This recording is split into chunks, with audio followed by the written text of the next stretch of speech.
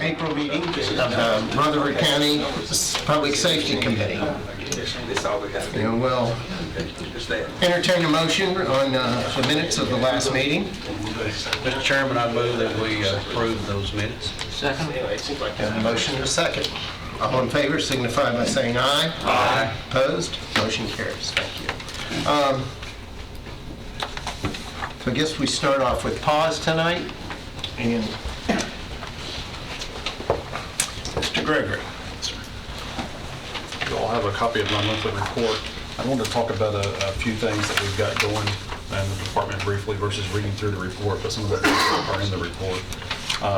We did start our TNR program on a limited basis during the month of March. We saw a pretty significant increase in our live release rate on our cats of 84.6% for that month. We're right at 90% for the month of April thus far. So overall, for the first 6 weeks or so of the program, it's been effective. You also see the live release rate overall for our dogs still is around that 90%. The last time I was here, I spoke to you about the ASPCA coming in and wanting to work with us on our transport program. That visit did go well, and over the last 30 days, we've done 3 dog transports with them. So several things going well there. Be happy to answer any questions on the report. The only thing unusual about the report is we did have one animal that tested positive for rabies. And my report does not have that, but it was an animal that came in contact with a skunk. The usual there.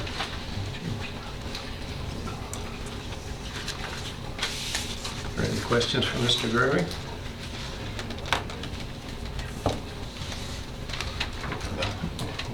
We'll entertain a motion on the reports. Move to approve. Second. Motion is second. Further questions? All in favor signify by saying aye. Aye. And we have a budget item. A budget amendment also have some grants that I need to bring your attention to. Okay. All of these I had to go ahead and apply for. They were due either last week or by the close of business today, so I had to send those off. There's 4 different grants that we applied for. Don't know if we'll receive them or not. The first one's the Animal Friendly Grant from the state of Tennessee. We applied for $6,400 there. There's no county funds to match.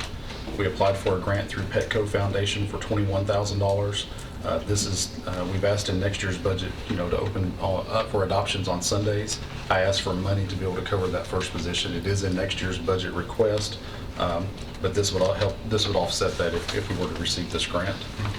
Also applied for 2 from PetSmart Charities. One's a shelter improvement grant, $49,000 to purchase. We just purchased new cat cages that are on order for adoption, but our cat cages in stray are not of adequate size. So this would allow us to replace those cages as well as add an addition onto our surgery room into a storage area. And then we're still working with the architect and the contractor to try to get the price of the lobby renovation down to something that's more feasible. But PetSmart did open up a new grant this year for capital expenditures to where they would match 50%. So I applied for 50% of what the original bid was on that. Don't know when we'll know if that comes through or not, but I thought we might as well at least try. Let them tell me no. So I don't know when these will come back, but I'm asking for your approval for the grants that I've already applied for to forward on, so that if we do receive those, the mayor can sign those and execute the contracts. And there's no matching funds in any of these? The only one would be that capital one where they would fund 50% and we would have to fund the other 50. It's better than us funding 100%. Correct, but they say that this is the capital one is anticipated to be the most highly competitive one. So could be also something that we get something correct for it that'll help us out. Correct. So, any further questions on the grants from Mr. Gregory? Okay, if not, we'll entertain a motion for his request and include signatures if the motion is to approve. Make a motion to send the request on, approve sending the request to be signed by the mayor as needed. Second. Got a motion and a second. Further questions?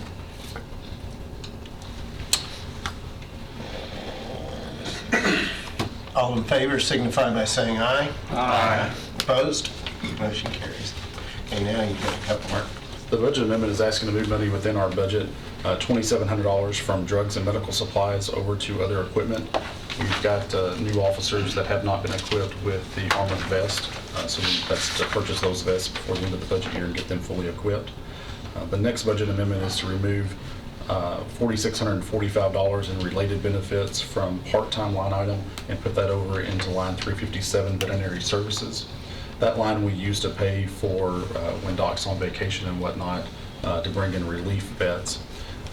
As you know, with the TNR program, part of that was giving up a full-time position to hire a part-time vet and a part-time vet tech. We've had some issues filling the veterinarian position. Been making a lot of phone calls, and we've got one person that's interested in the position. They're going to do a trial day on Thursday. They've requested, though, since they do relief work at other clinics as a contract employee, they would like to do the same with us versus being a part-time employee. So this puts money over to cover them if they take the position for the rest of the budget year from our part-time line.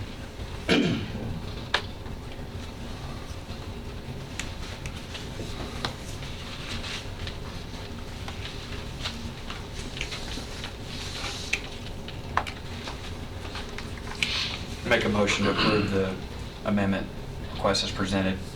Second. Got a motion and a second. I'd like to ask about the bulletproof vests. That's what that 2,700 Yes, is sir. going for? Yes, sir. Those. Do all our attendants go out in the truck have bulletproof vests? All the ones that have been there for a year or so, yes. That was in our budget request 2 years ago. As we've had folks leave and folks cycle in, we've kind of waited to make sure those folks were going to stick before we put the money in those. We do piggyback off the Sheriff's Department bid on those vests. They're $730 a piece, if I remember correctly. And that's enough for 5. I moved $730 over. We have a position that's open now. So if we were to get one, it gives me flexibility if they're going to stick before the end of the budget year to get them equipped. Any other questions? Call the roll, please.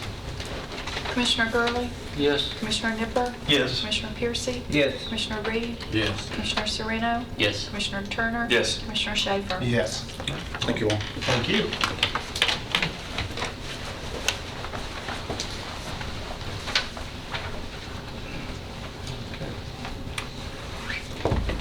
Next, Correctional Work Center.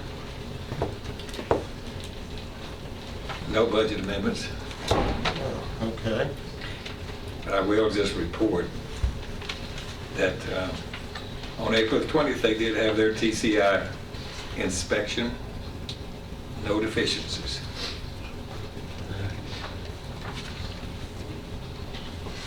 Okay. That's okay. We'll take a minute and look at the report. And when you're ready, we'll take a motion. Are you going to do those back on the consent agenda at the end? Yeah, I guess we can do that, but we got them mixed up in here, I believe, don't we, with budget amendments and Well- consent. Correctional Work Center, OSHA, and Juvenile do not have any. Okay. See, with my list, the way it's showing here is I got stuff in brackets after each one of them. And that's why I thought until he But you said. may have the minutes of the meeting board Or meeting. something like that, That's all okay. you got. So we got, okay, well, why don't we just look at the work center, OSHA, and juvenile detention, and then can do those, because emergency management and ambulance service have budget amendments. Recovery Court and probation do not. Recovery, So you've got probation, okay. Well, all right, well, let's do this then. Let's look at correctional work center, OSHA, and juvenile detention first. And then you've looked at them, we'll take a motion on those reports.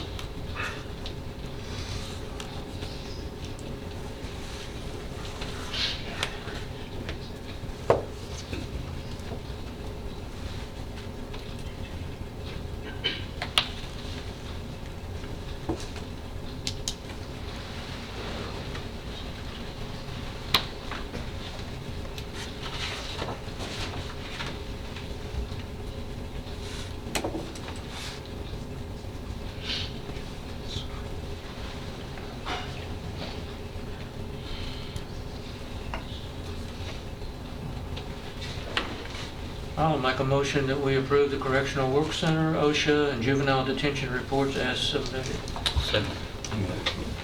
Motion and a second. All in favor signify by saying aye. Aye. Okay.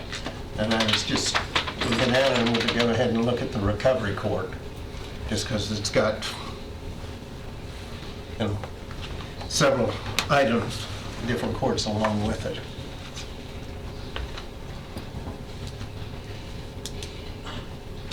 And probation. Yeah, it's probation, veterans court all together there. Yeah, and probation, I'm sorry.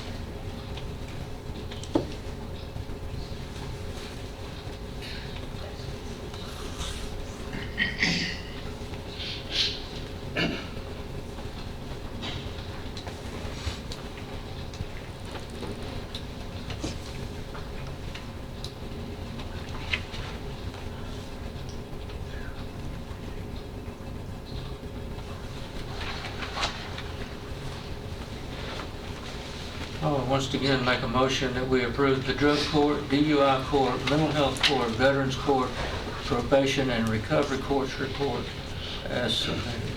Second. Motion and a second.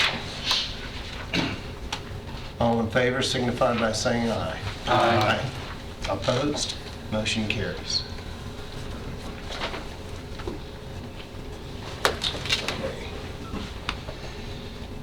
Mr. Cass.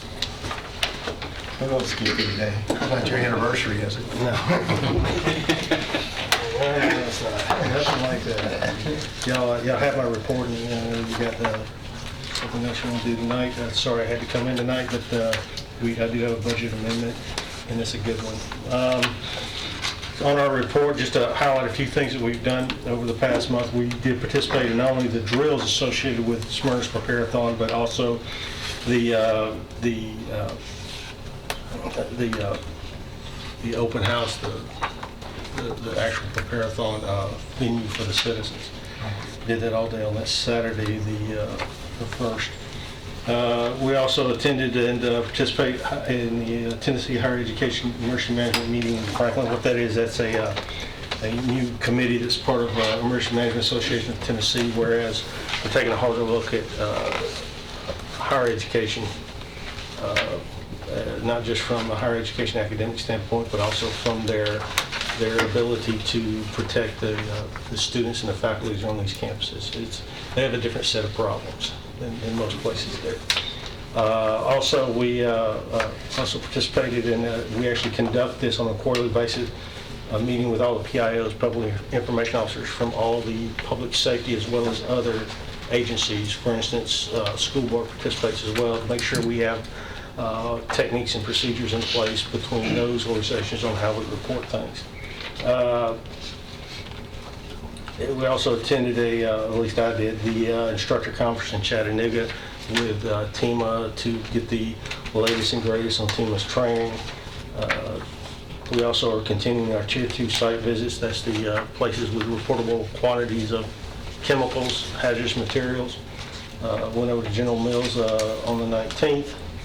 That's one of the reasons why y'all allowed me to hire Carrie Clark in her operations position, is so she can go around to them and see their emergency plans and make suggestions and help them. Most of your larger companies, we learn something from them at the same time they learn something from us. So, and also we've been helping the sheriff's office as with hazmat awareness, which is the basic 4-hour course that all responders should have, and we did that as part of their in-service. Upcoming events we got going on, I'm sending one of my staff over to New Mexico Tech for the instant response to terrorist bombings. It's one of the training that's done by Homeland Security that is great training, but it doesn't cost the county a thing. So it's not, you're not even paying for the plane ticket or even meal. So it's great training of that nature. Again, we're continuing with hazmat awareness class for the services in service, as well as also for APCO. We did have six responses that you see right there, and those details are also in the back there. Nothing large, mostly the most common is always going to be diesel releases on the highways by large trucks. We don't roll unless it's a large one, something over 25 gallons or more. Subject to your questions, that concludes my report. And like I said, I do have one budget amendment.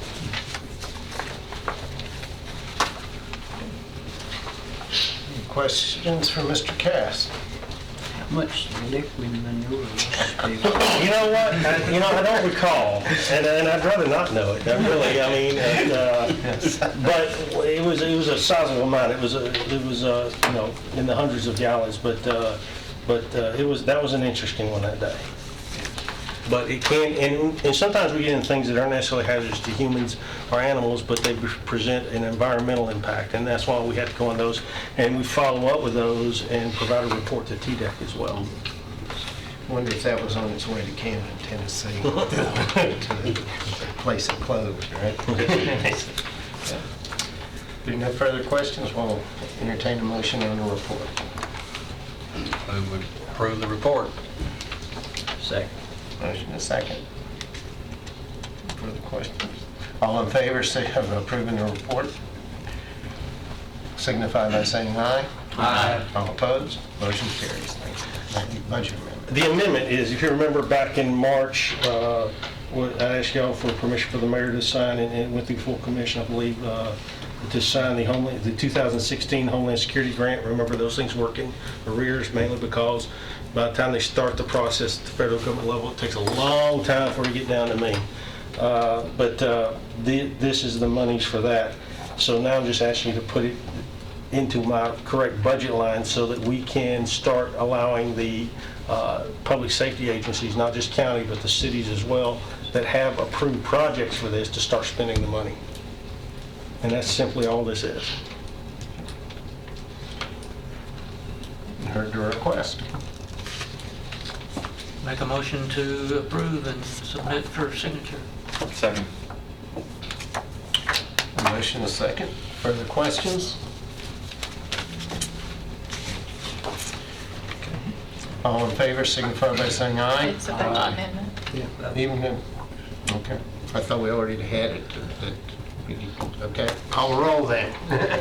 Commissioner Gurley? Yes. Commissioner Nipper? Yes. Commissioner Piercy? Yes. Commissioner Reed? Yes. Commissioner Sereno? Yes. Commissioner Turner? Yes. Commissioner Schaefer? Yes. Thank you, sir.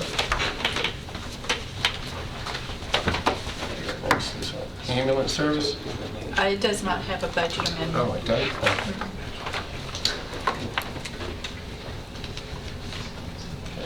All right, we'll take a quick look at the ambulance service.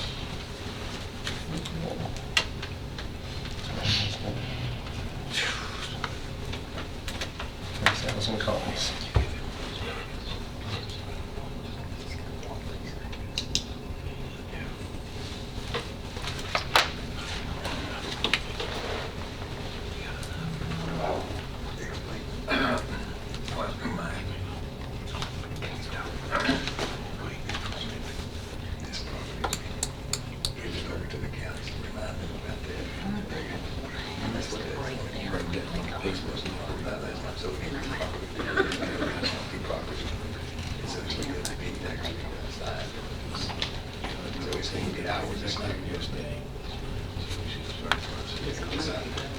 Mr. Chairman, I move we approve the report. Second. And motion is second. All in favor, signify by saying aye. Aye. All opposed? Motion carries. We got fire and rescue, Mr. Chief Farley.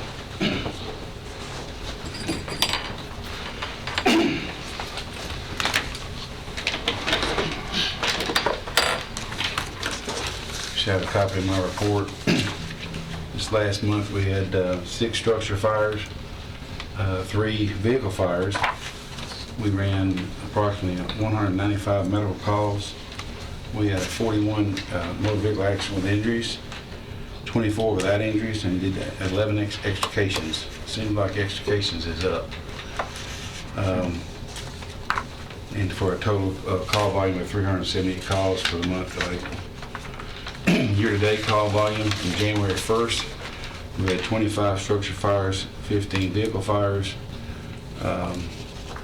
729 medical calls, 126 motor vehicle accidents with injuries, 87 without injuries, and 24 extrications for year-to-date. And we've done 1,386 calls.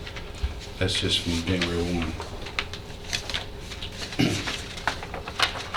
The third page is all the rundown on the volunteer fire departments, their responses, and training hours, water usage.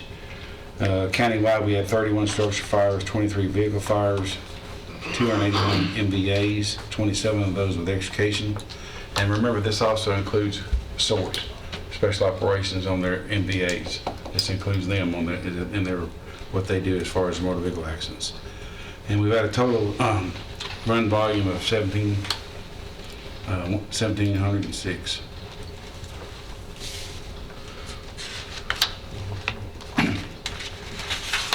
Next page is just showing the structures that did receive damage from fire that have been turned into the codes department.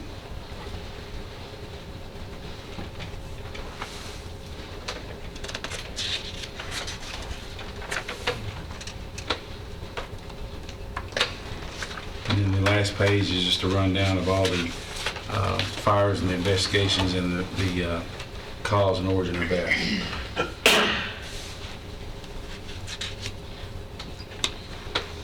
And I've got 2 budget amendments.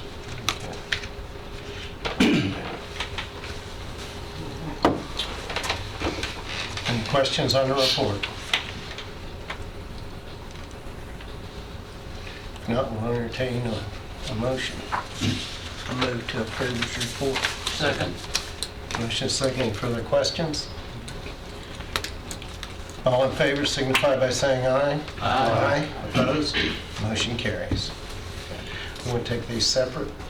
Yeah, we can't. They're probably good on this. Maybe more questions on one of them. I want to move $10,000 out of other salaries and wages to line item 169 for part-time personnel. These part-time personnel cover our sick time, vacation days, and Kelly days. And this is actually the first year we've had part-time line item, so getting a better feel on it. Okay. You have that money because some of those positions weren't filled in the other salaries for a while. Yeah. You've heard the request? Any questions? Motion to approve the request is presented. The motion is second. Questions? Call the roll, please.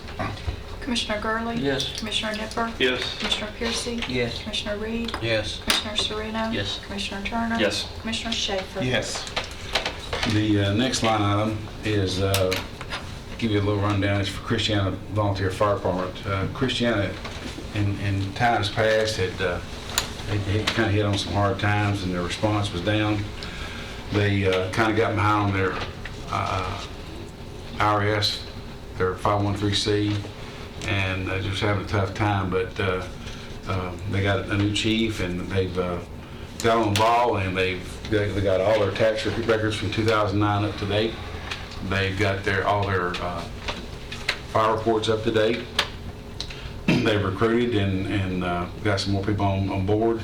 They are responding, making all their calls in the evenings, and they have a few in the daytime, like most of them that may be missed, but they've got pretty good daytime coverage. They've come on by leaps and bounds, and they've made good progress in in years past, they've had a station out there on Sledge Road that was just three bays, had no running water, no restrooms, no nothing, just a heater in the building. And they've made tremendous strides, and they've really come along, and they've really worked with us. We've provided a lot of training, pump training, e-block training, driver training. They bought me turnouts, they bought air packs, and they've really come on 150%. They are starting a building program, and the last two pictures of my report shows where they've added on to the building. And this cost is about $200,000. They built an extra bay. They built an office. They're in the process of building an office. It's going to have a chief's office, an office where they can do their fire reports, a male and female restroom, and they got quite a bit of storage up on top of this. As you look at the other building right there next to it, they're going to take the top off the other building, extend that up, and come out and bring it even with this new part. What this will do is this will allow, they're in line next year for another 3,000 gallon tanker. This extra bay right here will allow them to house that tanker. And by bringing these other three bays out, will also allow them to get their O2 truck in it, which in the past, as you know, we're selling the O1 trucks. The O2 trucks are 32 feet long, so they won't fit into this building as it is. So they're adding that on. And this property had the homeowner, the property owner was Tony Snook, who was a chief of Christiana for 20-something years. And anybody who's been in Rutherford County, leave the time, knows Tony. He's donated that property to the county. We're actually improving Rutherford County property. It's gone through the budgeting, probably through the planning process. The plat and everything was finally approved this morning, and the county attorney's in the process of transferring that property over to Rutherford County, so it will be Rutherford County property. They come requesting the mayor, and my budget amendment is for $100,000 to help fund this building. They said is about $200,000, and they're putting $100,000 in, and the mayor wants to give them $100,000 out of restricted fund balance for capital, and we're going to put that in my 316 contribution line, and that money will help them complete this building. And like I say, they have made great strides from a department that really got down and was thought was probably going to disappear on us, but they've really come back strong. They've made a strong commitment to do their paperwork, their administrative work, their pump test, their air pack test, ladder testing, and it's amazing. And they've been great to work with. Of course, they come to us, and we've offered all types of training, pump training, fire training. We've got 3 other people in rookie school, so they're ready to be commended, and I think anything we can do to help them would be a great asset to that community. And the chief and the vice president of the board's here tonight, so. Okay. So what happens if 200,000 isn't enough? Do they cover the rest of it? Or? Well, they've got an estimate, and like I said, they've already started on it. Mm-hmm. And the bid they got is $200,000 to do everything I just told you, bring that other building out. I have a question. I assume since we're going to own the property and so on, that we will own the whole property. So if they were to default at some point in time, 2-3 years down the road or something, then Rutherford County would have that as an asset. It's Rutherford County property. Rutherford County property. Yeah. And I'd like to commend Christiana for stepping up, because I know during my employment here a few years back, in response out in that area, the response 4 or 5 years ago was somewhat less than desirable, and so they're to be commended for stepping up. And well, and you correct me if I'm wrong, but I think when the roof come off Christiana School, they had 10 people on the scene, so that's a very good response.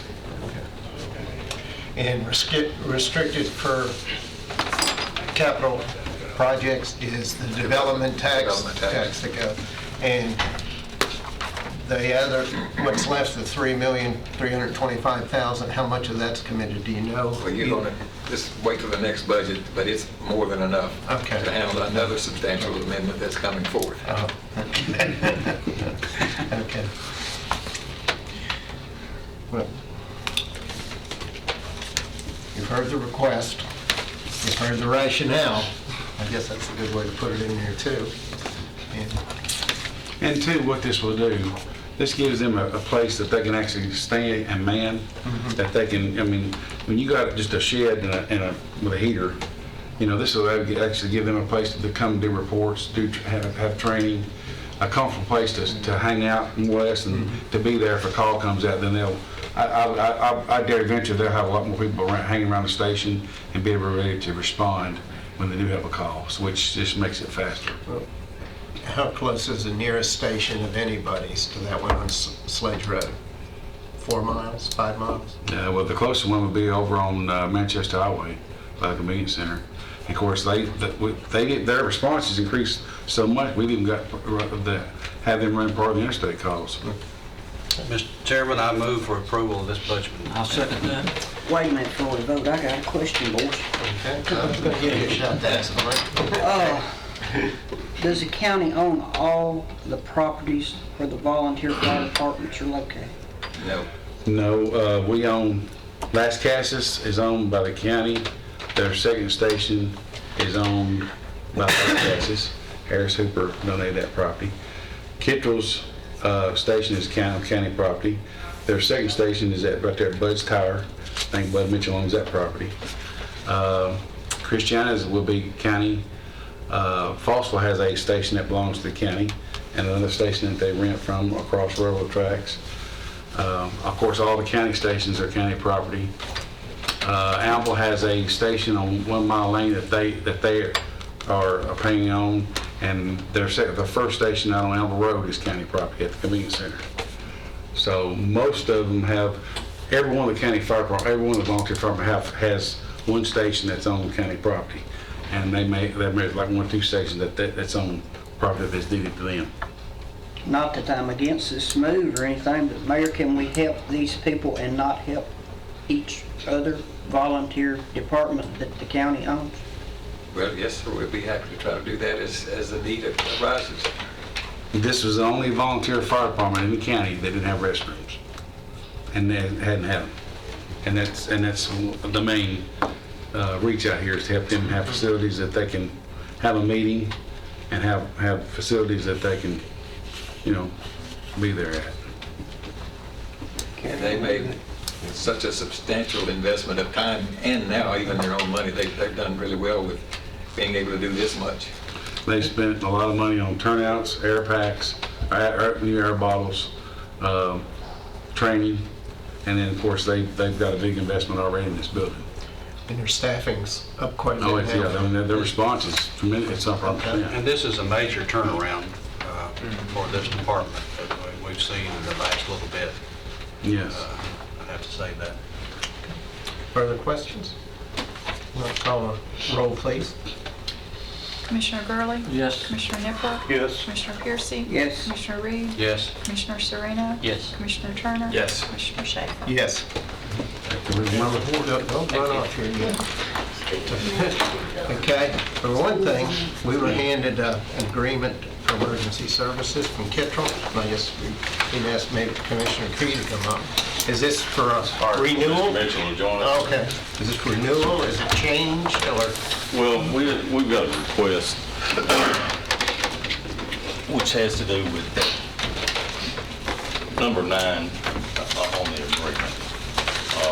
Years ago, there was, in part of this agreement, we decided that it'd be pertinent, and I think it's still a good idea to do background checks. I think I've probably read through this. And we have had some problems with recruitment, and we've had some problems with response times out of Kittrell. We're actually going right now, we're actively recruiting and working on this problem. One thing that we would like to do is we'd like to amend this number 9 here to have our board review cases where, say, for instance, we may have a person apply that in the past was a felon. Of course, once you become a felon, you've got that on your record. And depending on what the problem is, you know, it could have been a DUI somebody had back when they were 20 years old, or, you know, 15 years in the past, something like that. There may be a good reason for this person to be able to serve his community and help them. I think what we're requesting is basically to make an amendment that the department's board can review a person that has that kind of problem. And if they find, the board finds that they feel like recommending them for membership in the department, then they would vote on that. If that person was allowed to by the board, that would then be forwarded to the mayor's office for them to keep that on file. Now, we're open to a discussion on this. If you guys have a problem with it, I can go into a lot of detail on, why I would like to do this. Of course, Mr. Mitchell can too. But, we're open for questions on there. A fire scene, a lot of times, is chaotic.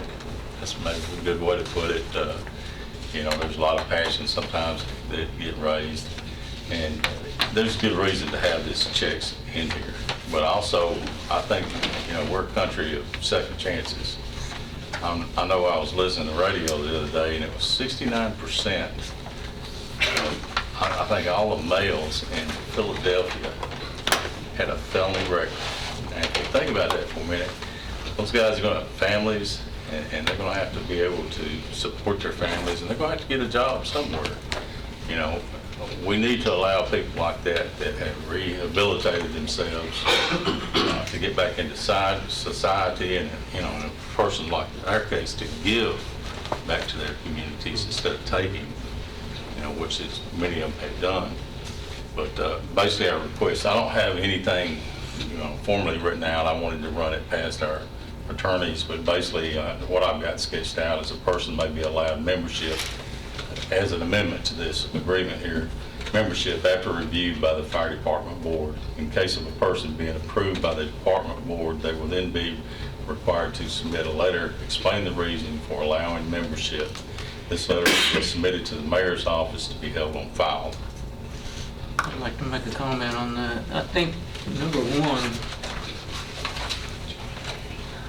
it shouldn't be up to the department, to the local volunteer fire department board doing this, even if it was approved. But let's look at what a felony is. A felony is a conviction of more than 1129 for which there's a penalty. A felony, once the felon, you're a felon until such time as a judge says you're not a felon. If it can be expunged, if it's something that can be expunged, or president pardons you, or something like that.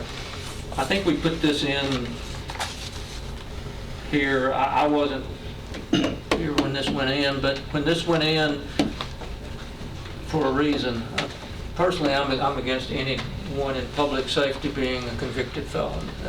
There's just a lot of things that go on, and interactions. Fire interacts a lot with law enforcement. It's just something I don't think is good, especially after what we've just gone through in this county. I don't know the individual. I don't want to know the individual, but there's obviously plenty of things that person can do. And if we're having a hard time recruiting, then we've got bigger problems than just if we rely on one person and making an exception. I just don't think we should lower the standards because we're having a hard time recruiting.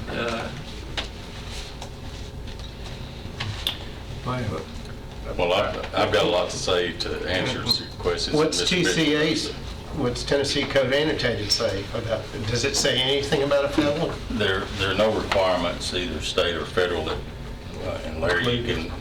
There's no state statute or federal statute that says a felon cannot be a volunteer fireman. But the Tennessee Firefighting Commission prohibits anybody with a felony having a state certification as a firefighter. We can't hire felons, and we will not hire felons, because state law on EMS says that a felon cannot have patient contact. You cannot be a first responder, you cannot be an EMT, you can't be a paramedic and have a felony on your record. They won't license you. So we as a county, if y'all were to create that policy, we couldn't hire them because we can't license them. So you could be a volunteer, though, was what you're saying. Well, I mean, like I say, I've researched and there's no state statute that says a felon can't be a volunteer firefighter. But that volunteer firefighter also comes in contact with patients on the MVAs and fire scenes. This TCA that's referenced here basically says that we, as a local entity, can adopt a policy. Well, if you create, the background check, TCA says if you do background checks, and it recommends that you create a policy on how you're going to deal with it. And which we have. And The reason this was created in public safety back in 2009, I think the mayor looked it up, well, Smart Rescue Squad at that time had a director that was a pedophile. And then we have a lot of junior firefighters that are in part of these departments. And at that time, public safety felt like the need to burn background checks and to ban felons from being on fire departments and rescue squads. That's how this come about.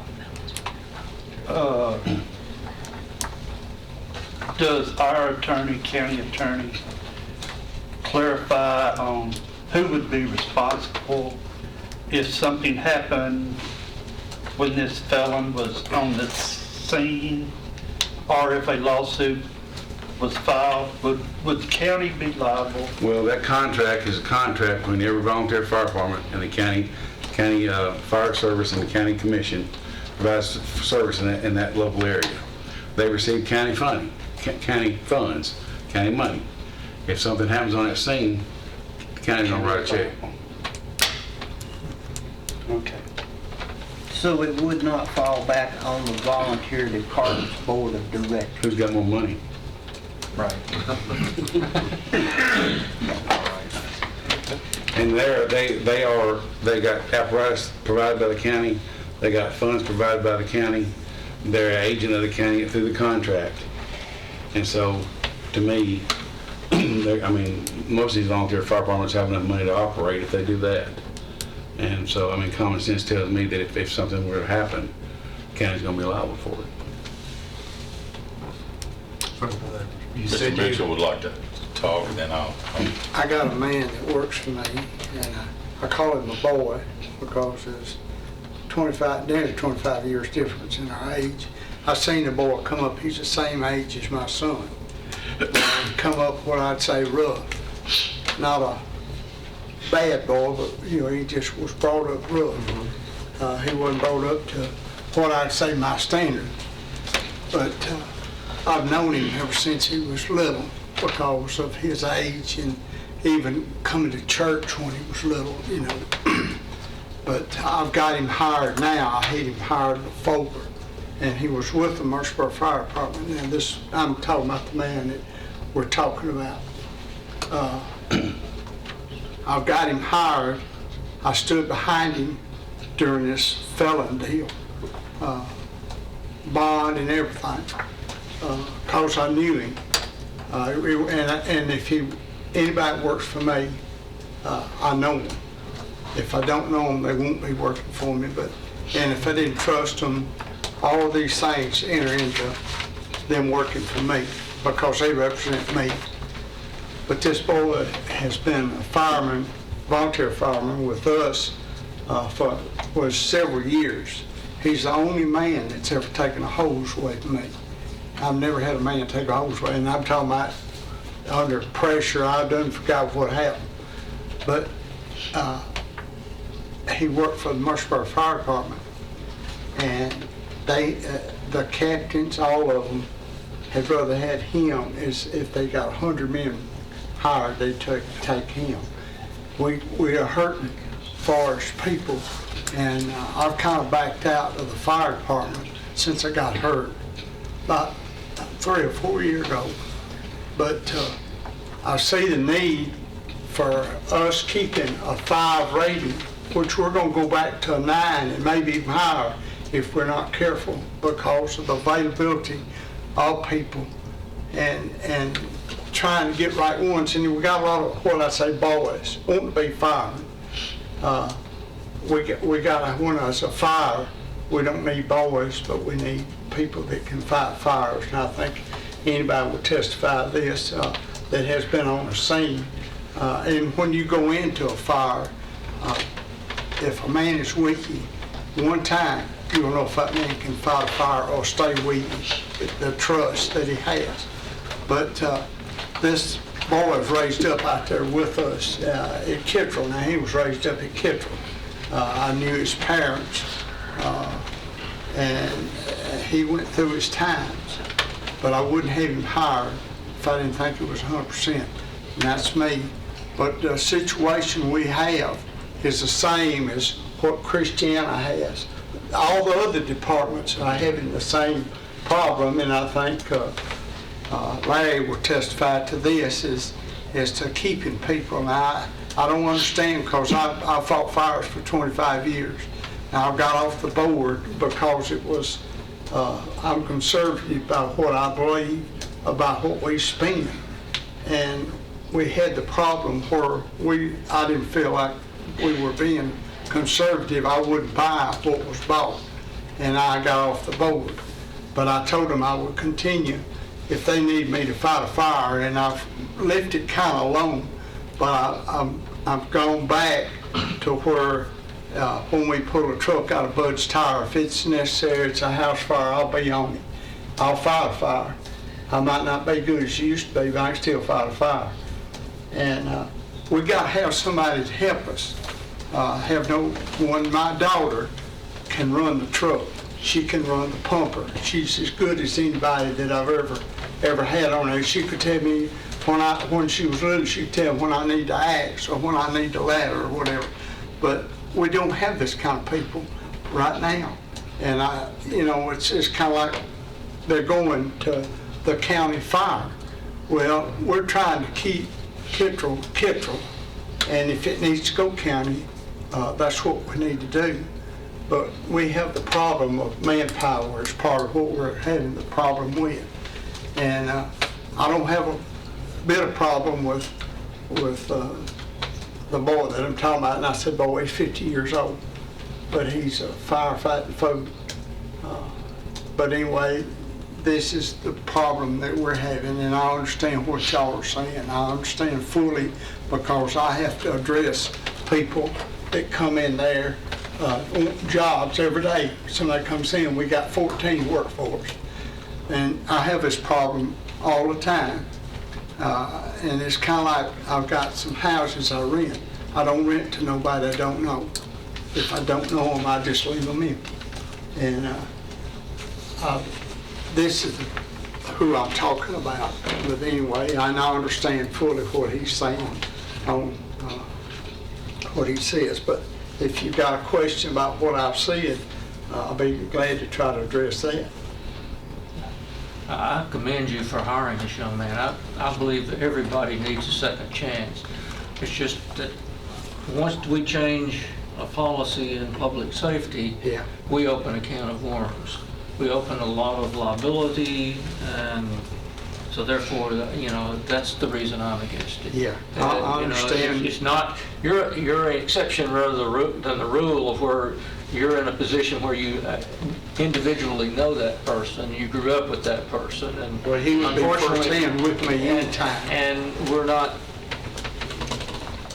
in most cases, we're not able to do that and be that, and where you know people and you've grown up with them, and it's just once we change that policy, then I think we've opened up the can of worms. But I commend you, Mr. Mitchell, for standing by this young man. Well, what happened on him was he stabbed the boy with a knife.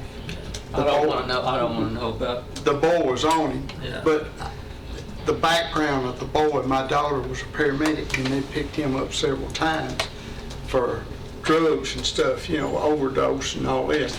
So we knew the circumstances, and this is one reason I stayed with him. I still don't understand why, because Jeff's tough enough that he just needed his hands anyway. I don't know what happened. I can't explain that part. Anyway, I knew the situation, and that's part of the reason I stayed with Jeff on what happened. Something I want to mention, if y'all indulge me for a minute or two, is I was on public safety. I have been most of the time I've been up here. You know, I love public safety. I've been a firefighter since '91.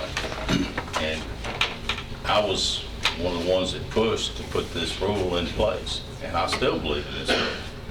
But I believe in this person. You know, I'm not going to come to you and ask you to put something on the line if I don't believe 100% in this person. I mean, this guy that we're talking about, if I had to take off and leave the country and I was worried about what's going to happen in my house, I'd give him my key and let him take care of it. When I come back, it'd be probably in better shape than when I left it. But that's the way I feel about this particular person. But something I want to point out is you were talking about liability and you're all worried about that, and you got a good right to be. But we've always had this liability from every fire department we've had for years. And some of these departments, when Last Castle started, they were one of the first. 1974. Well, since '74, you've had this problem. Anybody out there, you know, that liability is going to come back to the county, regardless of whether they've got a felony count against them or whether they've got a clean record. If somebody makes a mistake out on one of these fire grounds, you know, it's going to get back to the county there. But we've always had this kind of liability, and we always will have. You know, there's no denying that. You know, but we'd like to think that y'all would give us enough consideration to know that we're not going to purposely put somebody out there to hurt the county. And I'll tell you, there's a lot of people that have come through our departments over the years, and we run them off. They didn't have felonies, but they didn't have the capacity to do this job. This person does, and that's why we're asking for an exception here, you know, and put that in. And I would, you know, ask for y'all to do it. But if you got any questions of either one of us, please go ahead with them. Well, I see though, if you open this, even if you put it in for exceptions, and you got a board that votes on it, but you still, anybody that comes up that wants to be part, whether they're a felon or not, you're going to have to observe them and make your decisions about them, and so are the other fire departments.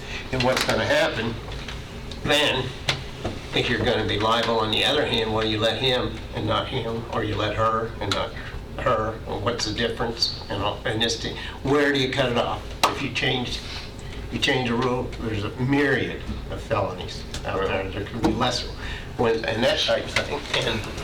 And that, we're representing 325,000 people. And is it fair to 325,000 people to open this and subject them to maybe, you know, more liability? We get enough lawsuits, I would say, every year, that we don't need a whole lot more. And we hear about them. We usually come through public safety. Well, not usually, but a lot of times through public safety. But as the mayor, what's your thoughts about this? We all need a bit of the wisdom of Solomon to address this. Somehow, all of us would like to help this man and others. I was just thinking, I don't know if we could look at a list of felonies and find a few of them that it might be acceptable for these people not to be putting us at risk in fighting a fire or stealing something or injuring a child or otherwise. So I don't know if one should make a bit of effort to see if there was a very limited list of felonies that might allow one to be reconsidered for this kind of exemption through the proper approval process. That might be something we could think a bit more about. Well, we could definitely, we need to have, would have to do anything, would have to have our attorneys look at it and give us the opinion. We'd have to abide by that, whether they felt it should be something that could be done, and with what the mayor said there. Mr. Chairman, if Mr. Mitchell or Commissioner P, either one of me told me that they knew someone's character and they recommended them to me, I'd have no problem with that person, which I think the majority of this board right here feels the same way.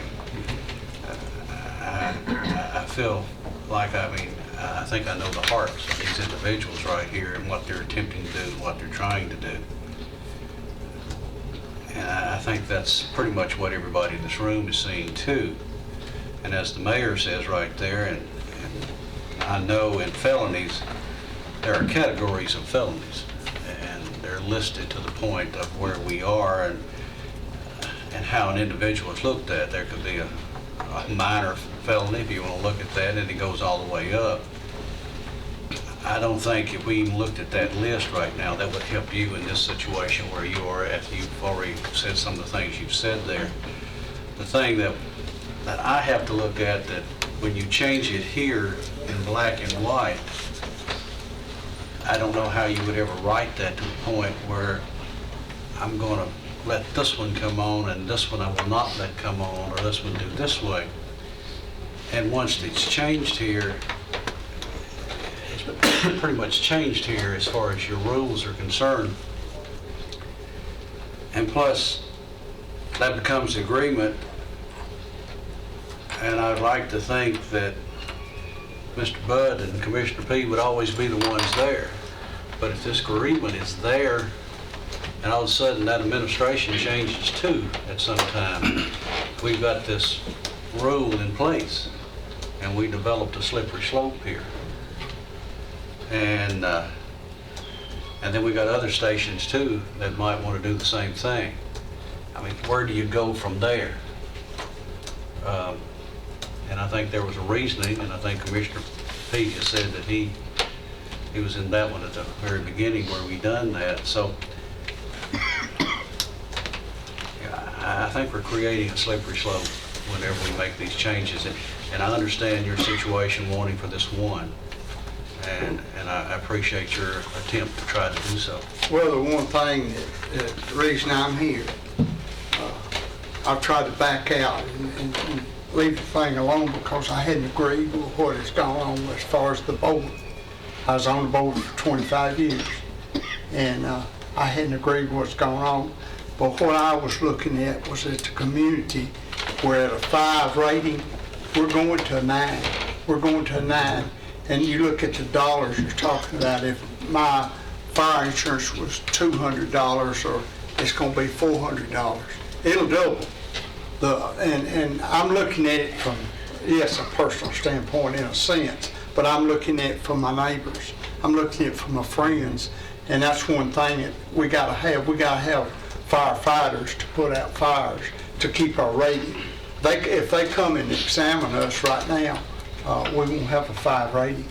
And that's part of what I'm trying to do, and I think y'all probably understand that part of it, but it's for the community that I'm here. I'm not here just for Bud Mitchell, because if I did, y'all would throw me We out totally here. understand that. Yeah, but anyway, I want you to know that understand that. I'm not here. And another thing too, when you was talking about looking at these, go to the court records and look what the judge did, why he did what he did.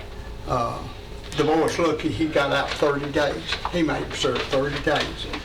But he looked at common sense when and I stayed with the boy the whole time through the process, but he looked at what happened, who it was, and all of this. And if you ever done that, you'd have to do that. You go back and look at their record of what they had done, how it was weighed out as far as the judge and all of that. So that was part of what I was kind of hoping that might happen, and I understand exactly what you're saying too. If we've gotten to the point where we have to resort to getting felonies, people with felonies to fight fires, it's time to hire firefighters. If we've gotten that bad, that's my personal opinion. Well, there's one thing about it, and I think that all of us in here will recognize this. Kittrell will go to the county if we don't do something. And I hate for it too, because I don't want the county's expense on Kittrell or whoever. I'd rather have it that we could support ourselves. And we have. And my problem was the way it was being done loosely. I didn't feel like it would hold up at the way it was being spent, what was being done. Now, this is one of my other pleas that I have, because I think Larry recognizes, the mayor even recognizes that Kittrell will be part of what you've got to take care of. And that's what part of what I was trying to prevent too, but it's coming to that if we don't do something. So, and you know, where you don't just go get firefighters, you don't just go down the road, just ask them, because like I said, when you go into a fire, you find out what a man's made of, if he's made to fight a fire. Everybody's not meant to do that. Well, I'd also like to add a couple of things. You know, Mr. Mitchell didn't sit in on a meeting that I had with the mayor and Chief Farley here, but we have 14 individuals that are planning on coming back and working with us that are either qualified firefighters or have fought with us in the past. You know, we're not just doing this on my part just to keep running. You know, we do have other people that are willing to, but this is something that's going to help this individual and let him give back to the community. Like I said, I think you need to look at the circumstances. If y'all sat down and read the court records, I think you might change some of your minds on what happened here. That's why we were saying, I'd like for our board to have a review. Now, I'd be willing to, you know, let y'all set up a review yourselves, you know, 2 or 3 people, or, you know, your whole board, or send it to our ethics commission and let them delve into it, which that circle you in either way we go here. But my point being is I think we need to be able to utilize people that want to help their community, you know, regardless of their past there. And I'll be the first one to tell you, I don't want somebody that's been a thief on a fire scene with me. I don't want someone that's been convicted of arson being on a fire scene with me. I don't want someone that I don't know thoroughly and I don't trust on a fire scene with me, because when I walk in a burning building, I want to make sure that person's going to be right there with me when I need them. And like I said, this individual I know would be. So that's why, you know, I'm so adamant about wanting this particular person. And I understand y'all's worried about it, but, you know, I think that there's a way that we can sift these people. If we have a person that comes and, you know, they've got a felony count against them, then we need to look at it and see what it is. How long ago was it? You know, what was the reason behind this? But like I said, there is no state law that prohibits a person from being a firefighter with a felony. You know, we installed that 3 years ago. It's in, what, 2014, wasn't it, Larry? Is it, it was 09? I thought it was in 14. I was going back by the date. I was thinking that's when the agreement was added. I thought that was added. Well, the agreement was added then, but it's been updated Yeah. with more liability insurance. But at any rate, that's, you know, our request there. You know, we'd be willing to work with y'all in any capacity. If, you know, y'all wanted to review them, you wanted to send them to our ethics board, if you wanted the mayor to have review over. Like I said, Bud and I might not be the ones standing there. It might be another board. But if we have people in place that do that, you know, I'm not going to be a county commissioner the rest of my life. And, you know, Brad might not be either if he's, or not still be on the ethics committee, even if they got to review it. But I mean, I think there ought to be some options there. This is something that we put in ourselves. And like I said, I think there's a good reason for it. The judge or jury or combination of both gave their verdict on it. And we're not going to sit, I don't think anybody here is going to sit here and talk about the felony, whether there was a less felony than someone else or something like this, because of just where it is. And I don't think any of us are going to jeopardize the county on something like that. And I think that's the way we're probably looking at it. If somebody wants to come up with an idea and put it up to a vote, you're more than welcome to do it.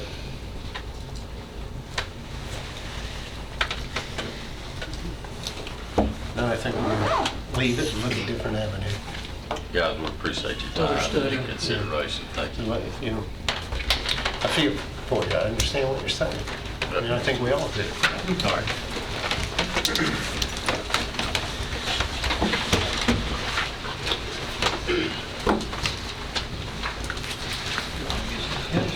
Sheriff? Take care of these amendments first. Yeah.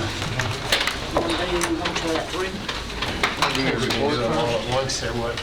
They're all, The general, sheriff's office or the jail, aren't they? and I have to recognize some revenue Okay. from sales. Oh, okay. Okay. You want to do all three? Yeah, we can do them all together, can't we? Sure. Okay, we'll do it.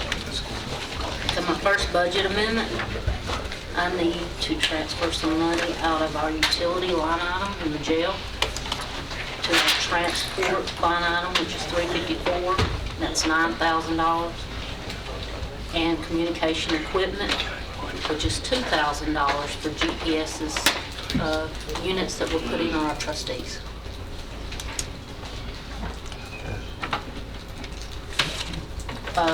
SO General Fund number 2, we're transferring $7,500 out of maintenance and agreements to data processing equipment.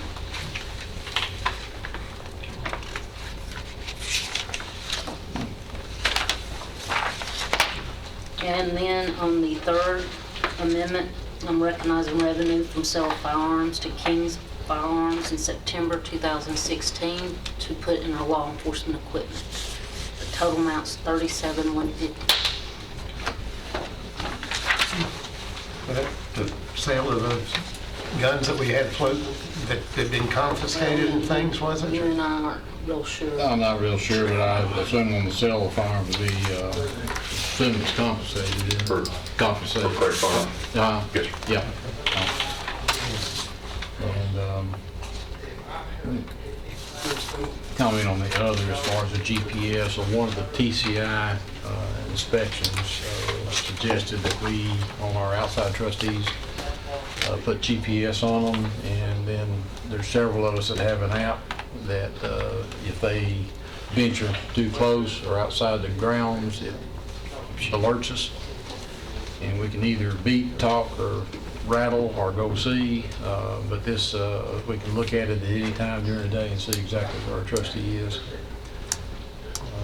And this was one of the suggestions, recommendations of TCI when it came in on the inspection. You know, your utilities is up to date through March? Been a good year. It's been a mild year. though, Had a mild year, though, we didn't have a Especially winter in the like, winter time, so I don't want to get too excited about it. as long as we don't have a freeze, we're okay. So, all right. You heard the request, it's all within the budget? I've just got one question, Sheriff. On the extraditions, are they becoming more frequent, or what's? We're getting into a situation where we're getting a sole source. Sole source. Okay. And they pretty much get That's who to does. do the rate. And we're averaging $4,000 a month right now on extraditions, and that's including what we do ourselves, plus what we pay prisoner service transport, I believe. Prison service transport, and what had happened in that, we used to have multi-companies where we could go and look for best price. And what's happened is they have bought up and consolidated, and now we've become where they are the source. They are the sole source. So we don't have any place else to go. Okay. And they know that? Yes, sir. Yeah. They know that. And nobody else has stepped up Right. to come in and form a company or offer any other contracts. Okay. Thank you. So it's a lucrative business. Yes, it sounds like it, especially when you're the only guy in town. Yes. Make a motion, Mr. Chairman, that we approve the budget amendment request as presented. Second. Got a motion and a second. Further questions? Call the roll, please, Michelle. Commissioner Gurley? Yes. Commissioner Nipper? Yes. Commissioner Piercy? Yes. Commissioner Reed? Yes. Commissioner Sereno? Yes. Commissioner Turner? Yes. Commissioner Schaefer? Yes. Okay, just on the reports before we get to the budget, is there something that we should look at today? Is it getting low that something maybe coming up next month? Trying to stay ahead of it. That's why I'm just doing the transport the way I'm doing it, and trying to take the average and keep on top of it. So that's what we're trying to do at this point.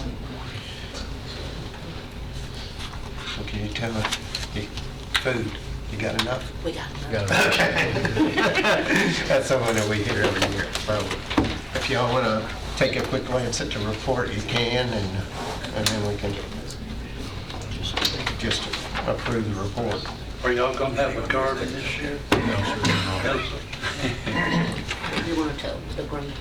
We'll have a greenhouse, but that's just a small type of flowers and whatnot. But the garden, although you may see where it's been tilled, it's going to be grass planting and cover that mud back over, but we're not going to have a garden. Okay. Was it just too much? Contrary to popular belief, we're not feeding the inmate population out of that garden. No. You might get one bite of spinach or something, but that's instead of what's not going out of your garden. Any questions on the report? If not, we'll entertain a motion. Approve the report. Further questions? All in favor of approving the report signify by saying aye. Aye. Opposed? Motion carries. Okay. So all our info's in here. Yes. Part of it, there's couple things we want to talk about before we get into the actual budget piece. And one of them is, received a letter today, which I'd like to share with everybody on public safety. And it's from the Executive Director of Tennessee Corrections Institute, and directed to me. It says the Tennessee Corrections Institute recently inspected the above-named facility, Rutherford County Adult Detention Facility. The inspection revealed that this facility meets all applicable minimum standards. The status shall be reported to the Board of Control at its next meeting, and that's going to be June 7th. After approval from the Board of Control, you will receive a certificate. And it says you'll be congratulated on attaining this degree of professionalism in your organization. So their recommendation, they came in last Thursday, did a surprise visit. Kind of sneaky on the thing because we had some showers that we were having to install. They called basically the day before and said, "Where are you?" We said, "We've got 2 of them done. We've got 16 more to go." And they said, "Okay," and then next morning they showed up. So, but anyway, with that, they spent the day with us, 3 inspectors. They went through the facility from one end to the other. We got, as the report shows, we had no defects in the jail. We were approved on all facets of every operation that we've got, and their recommendation was that we be recertified. So that is a recommendation that's going to the Board of Control. Of course, I need to stress that that's their recommendation. It's got to go before the Board of Control, and Chief Slaney and I are planning on going up there, and even though that's not required, I felt it would be good to be a presence. And so we're going to go up there when they meet, and this will be presented, and of course, hopefully it'll be a good outcome. That's June 7th. June 7th, yes, sir, in Nashville. That's good. That's good news. So we feel pretty confident right now that we'll receive our certification. The other item that we would like to talk about, and I think this had been mentioned maybe in the first public safety meeting that we attended, and we're talking about the record management system and the jail management system. And what we would like to do is to request that we try to fund this out of this year's budget, and it would come out of the restricted for capital fund balance, restricted for capital. And Chief Lowry is passing out, did you pass out the timeline also? It's right here. All right, we'll get that.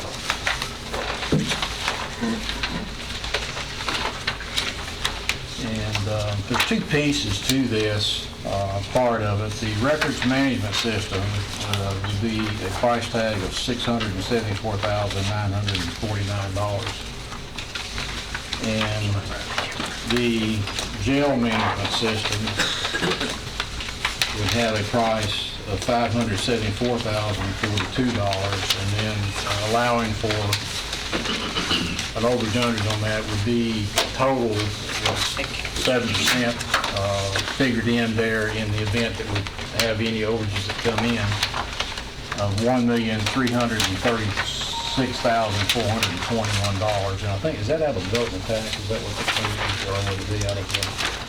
I'm sorry, No, I mean, where we would be pulling the It's coming from the restricted capital. restricted for capital. And there's a timeline that I think you all have been given. And what this is trying to show is taking dates and looking at what we would do as far as a funding request, commission approval, and tentative agreement on contract, and give you kind of a timeline on looking at what it would take to install a record management system. And then dovetailing on the end of that, we would move into our jail management system and start that installation. What we would hope, based on this timeline, is that by 3/26/18, we would have both the RMS and JMS systems installed and working at the sheriff's office. To kind of give you an idea, and not going through the entire package of what you were handed out here, but if you look on the, let's see what page it is here. The third page from the back would be what you call an incident and data flow. And if you look at the yellow arrow going in, and what that is the call originates in dispatch. And then the blue line would tell you that it's dispatched out to a responder. And then once the responder has in the report is generated and submitted electronically. Should arrest occur, then booking also receives all information that officer is inputting from their terminal in the car. Respective documents are forwarded and are available to court and judicial officers. So what this system will allow us to do is we will be able to interface. Of course, interfaces are going to have to be built. But now, when our officer goes out, he does an incident report. It's handwritten. A handwritten report comes in and is submitted to our warrants clerks. They have to then enter the system, enter into our system manually. Also, if an arrest is made, then he has to come into, he or she, come into our jail, and then a paper copy is generated there in the jail, and then they have to enter it into the system. So everything is paper, and then another person has to pick up that paper and enter it into the system. What this system will allow us to do is everything would be electronically sent, and once the officer from the terminal in the car enters a report and then enters it, then if an arrest has been made, then the jail portion is going to be populated. The incident report will be populated in our warrants division into the computer. So everything electronically and all this paper that's flowing is going to be slowly eliminated and go away. We will be able to interface at a point in time with the Tensus system where we will be able to talk back and forth with the clerk's office, and eventually we will be able to eliminate this paper flow of warrants going back and forth between us. We will be doing this electronically also. Yes, sir. I'd just like to say, you know, it's about time we get into the modern age. I had a little dinghy with a moving truck in '09 in Johnson City, and Tennessee. The officer came out. It was about $100 worth of damage to the other car, and he wrote the report. I signed the thing. It's all on a little gizmo that he had. Actually, when can I pick it up? Anytime. You know, it's going back electronically. I'm done. And I thought, man, that's neat. And you know, that was like 8 years ago, something like that. So they were doing it then.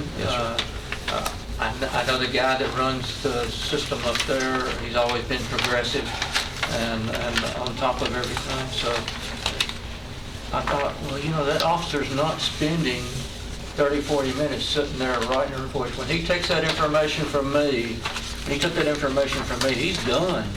He's ready to go back to the next call. So, you know, we're going to save money and manpower and all that. So, thank you. Well, it's a situation, and of course, everything we're doing right now equates to manpower, and as long as we're doing paper copies and shuffling paper, which is increasing every year, then of course at some point in time we're going to have to increase people. we're already seeing a movement in our new CAD system and what it's allowing us to do to push out to electronically to our cars and via computer. And a lot of times you'll hear where there's not a lot of dispatch information going out because they've got it on their computer and they can look at it. We're still in a learning curve right now because the officers are having a time of getting used to, they're being used to told where to go, whereas now they can see where they need to go. But that's coming. And I guess as any technology, it takes some of us a little longer to get onto it than others, but it's moving in a good direction. CAD has been a tremendous success in our installation and what we're able to do with it. And this is why we're coming to you tonight and asking if we can secure funding to be able to move forward with the record benefit system, and then on the heels of that, our jail management system. And towards the end of records management, the jail system, that would sort of overlap because we've already started in the planning and deployment stages of jail management as we're finishing up on the records management portion. I've got Keith with us, and of course he's our technical guy, and any questions along the tech side of it that you may have, he can answer it. Sheriff, I think you read my mind, because that was just what I was going to ask. Keith can answer. John, do you, Sheriff? Anyway? John's here with us. Yeah, John. I didn't mean to leave John. No, that's okay. So on this project cycle, Keith, with the implementation cycle until it goes live, is this an aggressive duration? And let me mention why, for obvious reasons. We've already had one go around the last several years where we purchased the software. I mean, everybody know. I just assume not do that twice. So is this a very aggressive implementation cycle we're looking at where they're confident we would get done by May or March of 2018, or is this a fairly conservative one where if you get done earlier, not have to worry about running into that headache again? I'm going to address this as best I can, as fairly as I can, when I say it's going to be a little passive aggressive, because part of this in here is based upon a call that we put in to find out. The last agreement, if you remember, the CAD project was the same vendor. Because of that project,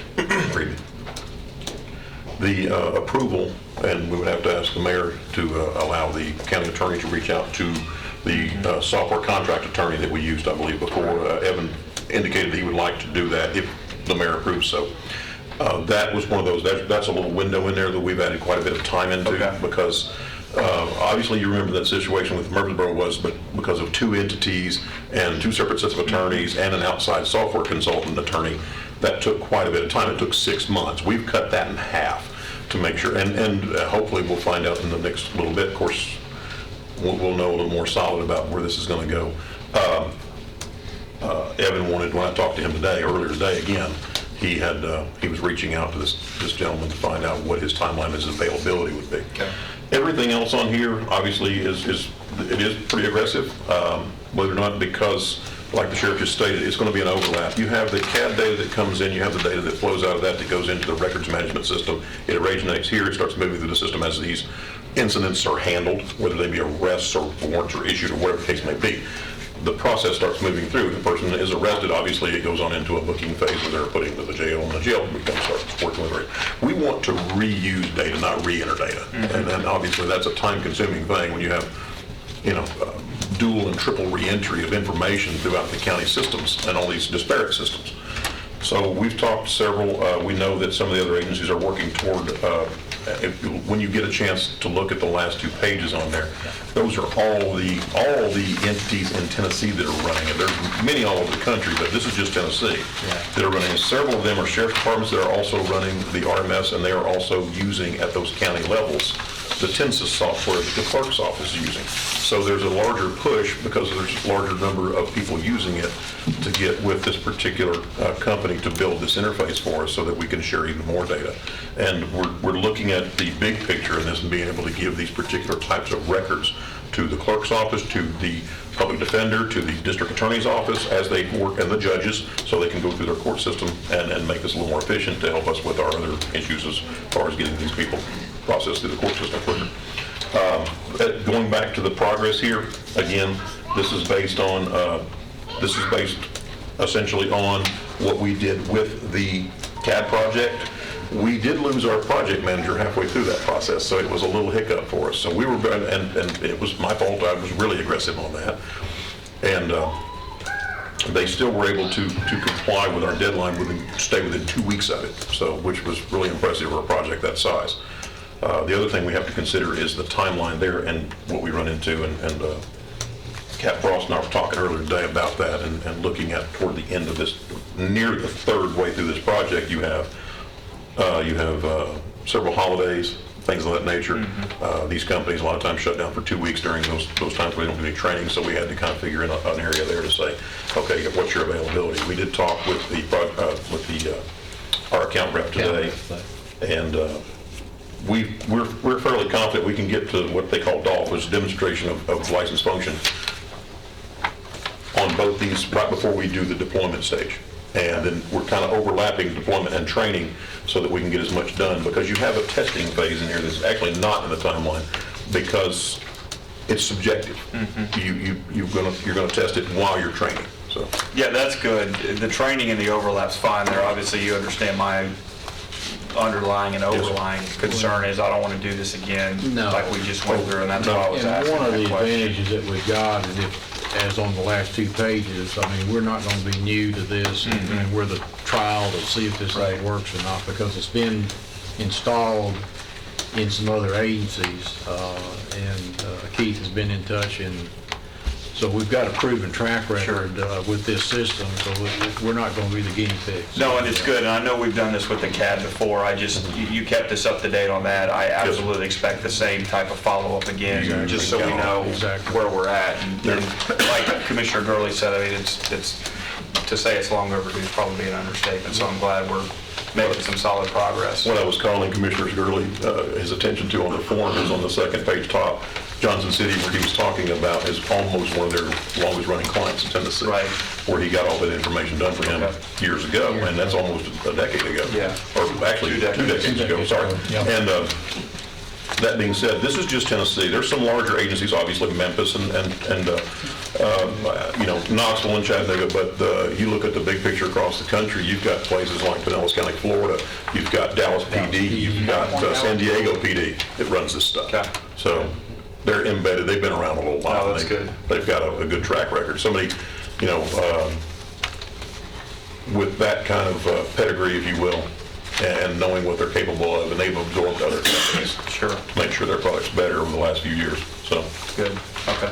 Thank you. So that's our request. Ms. Nolan, Where's the money? where's the money? Mayor. And the mayor may, I want to ask a question to you.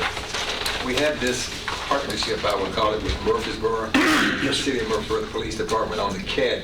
Is there going to be any kind of relationship, or are we on our own initiative this go around? They're upgrading, Mayor, they're currently upgrading their RMS I product, understand.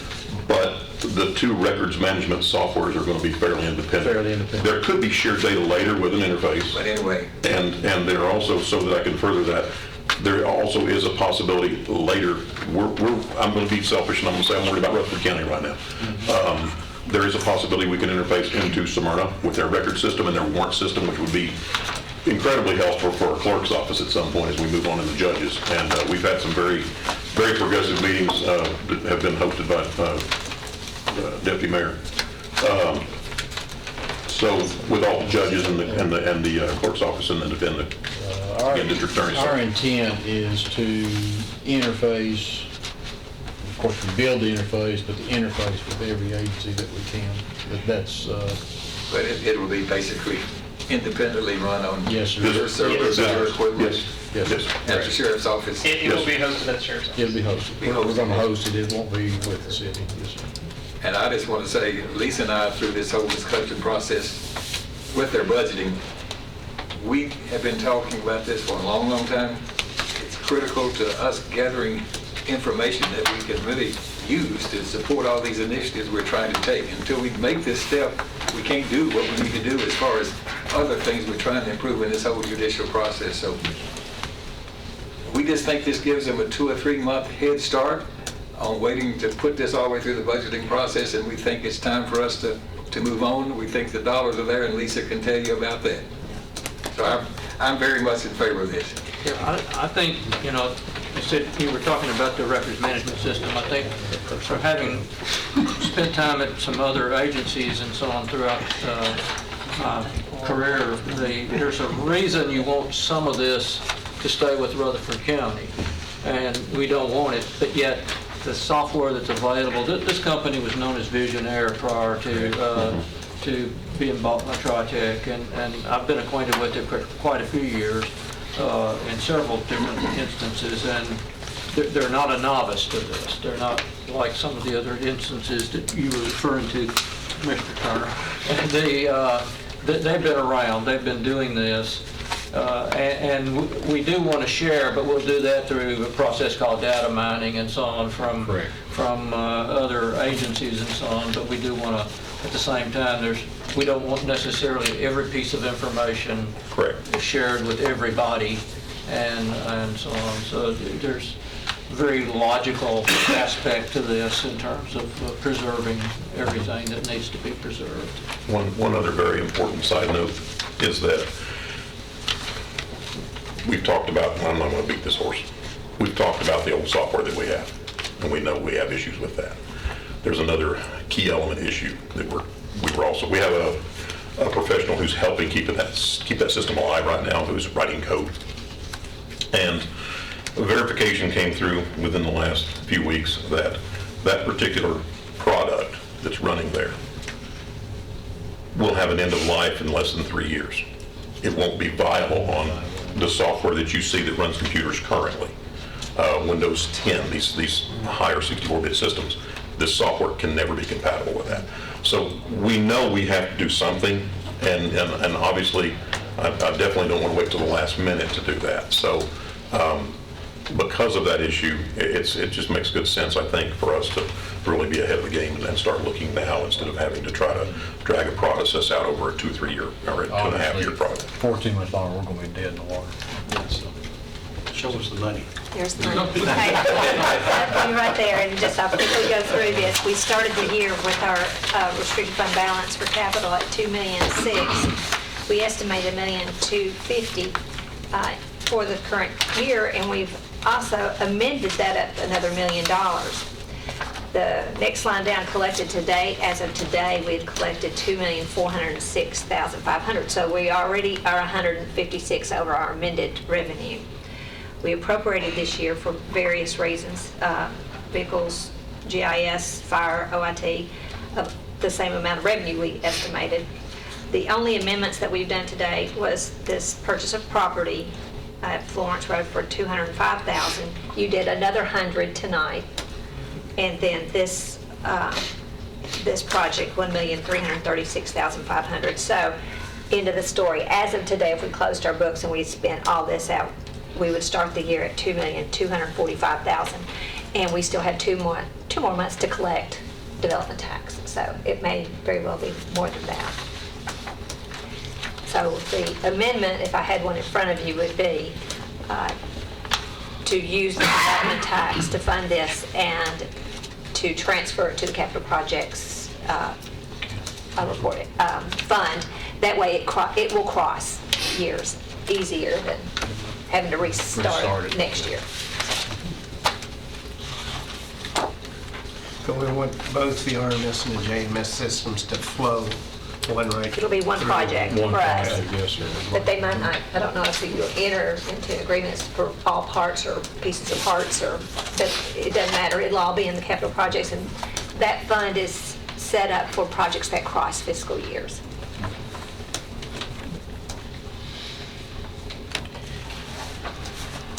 Well, I think everybody on this committee was here last year. So we heard it when it initially came out, and we knew what was coming. And, we thought it was a great idea then. And, the restricted for capital project from the development tax has got its good things and its bad things, because that means there's an awful lot of construction going on. And that means there's an awful lot of people doing it. That means a lot of kids, too. So we've got that to stare in the future.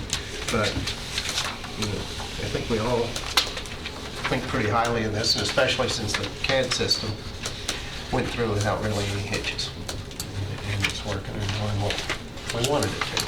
So it's just some thoughts for whoever wants to take it a step further. I'll take it a step further and make a motion, correct me if I need to be corrected, that we approve the RMS and JMS projects as requested by the Sheriff's Department to be funded from the development tax. Yeah, and I'll take care of it the rest of the way. Second. Anybody have any further questions? Real simple. Ms. Shelton, when you're ready. Commissioner Gurley? Yes. Commissioner Nipper? Yes. Commissioner Piercy? Yes. Commissioner Reed? Yes. Commissioner Serrano? Yes. Commissioner Turner? Yes. Commissioner Schaefer? Yes. Thank you. And a motion, budget be approved. Very good. You just finished. Don't ask for any more, okay. Fair enough. Anyone want to take a short break before we get into the budget? 5 minutes? Yeah, I actually think this budget might not take more than 5 minutes. 5 minutes. Yeah, I think so. It's well done. I can brag on it. Yes. What I read through, it's not going to take that long. All right, let's start the budget then. Oh, Sheriff, this is what I was reading. Yes, sir. Staff. Yes, sir. And, We're going to straighten we're some gonna straighten some numbers on that. numbers on it and then, make sure that all the commissioners have that. I just want to compliment the sheriff for going back in the closet and finding files that are several years old. Well, we're repurposing Yes. and, we use black markers and we use black tape. Oh, golly. You just had to say that, didn't you? You're very conservative in what you're doing there, and I appreciate it. We haven't thrown anything away, we're using it. Oh, gosh. Well, I guess at the beginning, I haven't done this before, so we'll go in with the Sheriff General Fund. And I guess at the beginning, we've got a $23,691,944. And then salaries and benefits is going to account for about 82% of this budget. So the total operating budget is going to be about $3.4 million. 82%? Yes, sir, 82% of the budget is going to be salaries and benefits on the law enforcement portion of the general fund portion. And which Ms. Nolan said I can't mess with, leave it alone, so. And I don't know if you want to go through line by line or how you want to do this. If we go to the last page, of course, obviously, amended budget from 2016-17 to 24,246.83, and what we're coming in on request this year is at $23,691,944. Briefly, Chief Acton and I and all the chiefs have been through this thing. We've looked at all the nooks and the crannies and where all the money has been, and tried to come up with what we felt like was a realistic budget, one that we can operate the department on, but one that was realistic, that we could come and bring before you, not sticking any money here, there, or yonder. I mean, we've tried to make a very clean budget out of this.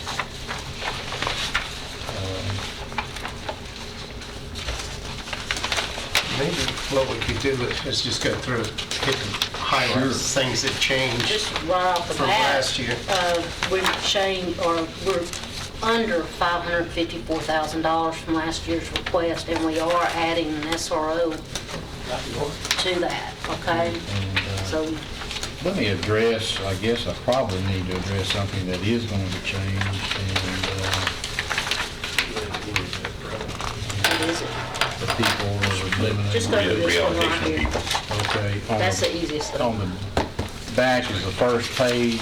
Personnel request. Personnel request, 2017, 2018. One of the changes that we've got is we're requesting an SRO for the Rocky Fork Middle School, which will be opening. And the mayor we have met with the mayor, and he agreed, and salary figures been added to the salary line items for equipment, vehicle, and communication services. Also, in that request, we are restructuring some present positions that we've got. And we have a major position, SRO, a major warrants, and a department coordinator. And what we're wanting to do with that position is eliminate those positions in terms of the level that they're at and bring in 4 positions, two detective investigators, a communications person, which would be our NCIS records clerk, and then an officer in warrants. And by doing that, by taking those 3 positions, eliminating and adding, we're going to come in at $30,000 less than what we were paying for those 3 positions. Thank you. And that's with the SRO added to this budget. And that's an SRO added with this budget. That's something I've been asking for 2 years, 3 years. And so we've taken a hard look at our structure, and now I do still have 2 major positions, and what we've done there is we have added to their duties and brought divisions together and brought them under these 2 people. So we've expanded their span of control considerably over what it has been. And, but in looking at that, just for the life of me, could not come up with any need for these 2 major positions to stay where they were, or that department coordinator position. And all those positions are at a higher level than what we're bringing in. So that's why we were able to create 4 positions out of the 3. And rather than come to you and ask for additional people, we've sought a way to do this within our own organizational structure. And then, like I said, still be able to reduce the budget by $30,000 on these positions. So that's one of the changes that we've done. Also incorporated in that SRO request would be 4 part-time positions, and what that would be the traffic control that we would need at the schools, and 2 would be assigned to the new Rocky Fork Middle School, 1 additional to the Central Magnet, and 1 additional assigned to Eagle Bowl. So that's where those 4 would be going to.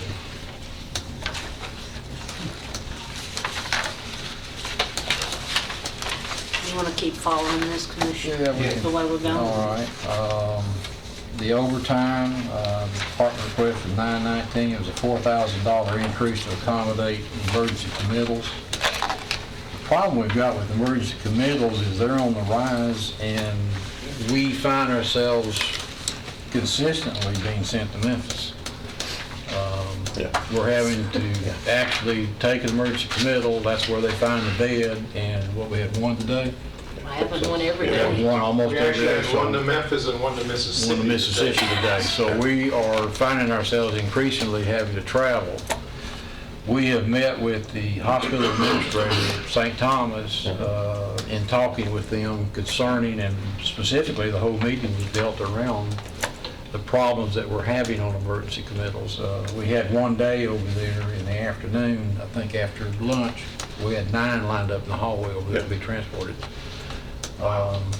We've talked with them.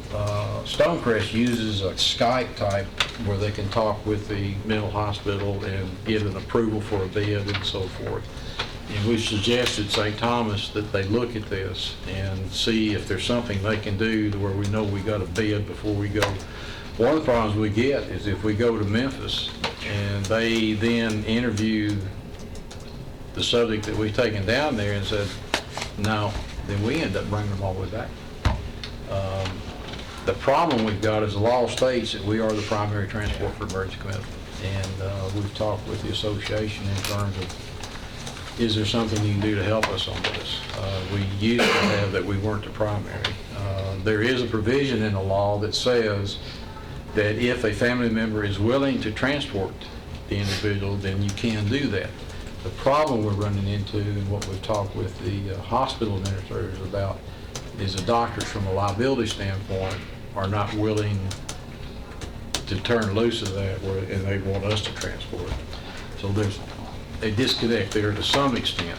And so we suggested this, at least an online interview where they can interview the patient before we get in the car and start transporting, and then they can say yea or nay before we ever transport. And we feel like that this could at least help cut down some of these transports that we're making, and especially these long distance transports. The other problem we get into is when a deputy goes to Nashville, it's an hour and 45 minutes per transport that we have to sit there with them before they say yes or no. And so we kind of got several problems with that. Another initiative that we are wanting to do is to, in order to decrease overtime, is we've got a program called V Academy. And what this is providing is post-certified training can be completed by computer now. And it eliminates the need to host a training classroom time, and deputies can take classes while on duty. If they're in between calls, time permits, they'll be able to get on their laptop or whatever and be able to take coursework that goes towards their certification. And their required courses can be out of the way, and then so any training that we've got to send them to, in addition to that, would be much less in a compressed time frame.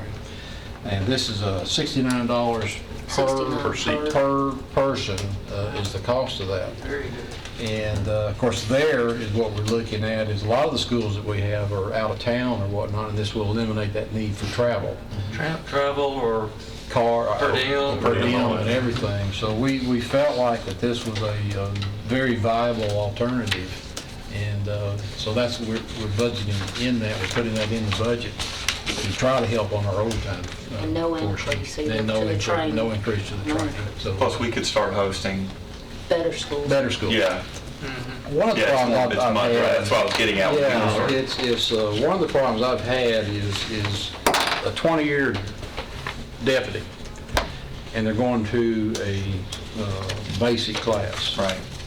And, yeah, that's wasted. Mm-hmm. And what am I going to learn in a basic class other than just getting my hours? So what we're trying to do is bring classes in that are more pertinent to what they're doing and providing new information and things that will help them in their job. And that's what we wanted to focus on, and this will allow us to condense that kind of training and then focus on the good things. But we could generate a revenue stream. No question. Yeah. No It question. could pay for our. It could pay for it. Yeah, that's why if you get to that point, it almost pays for That's the everything. vision of where we want to go with this. And includes, so that's one of the things, of course, there, like I said, no increase. In-service training, here again, we talked about, and this is what we just talked about, was the V Academy, and approximate cost of $17,000 and no increase. That's a $196. The rest of that is just a short summary on what V Academy will bring and what kind of training that it creates. We move over to 307, here again, in communications, all the landlines, long distance service and so forth, 310,000 requests, no increase. Contracts with private agencies, was $60,000, it's a $17,000 increase. And what we found is that we've got dry cleaning and so forth for our certified officers. Our detention officers did not. And in looking at what's going on back there, they're in there, and at times urine, feces, and things of this nature that they're encountering, where they're having to go in and handle inmates that have urinated or whatever in the cells, and they're going into that exposure and whatnot. And what I wanted to do was increase where they can get the dry cleaning part, but the port is this cleaners will sanitize their clothing, and rather than taking it home and putting it in their laundry with the rest of the family. And so that's what that increase is for.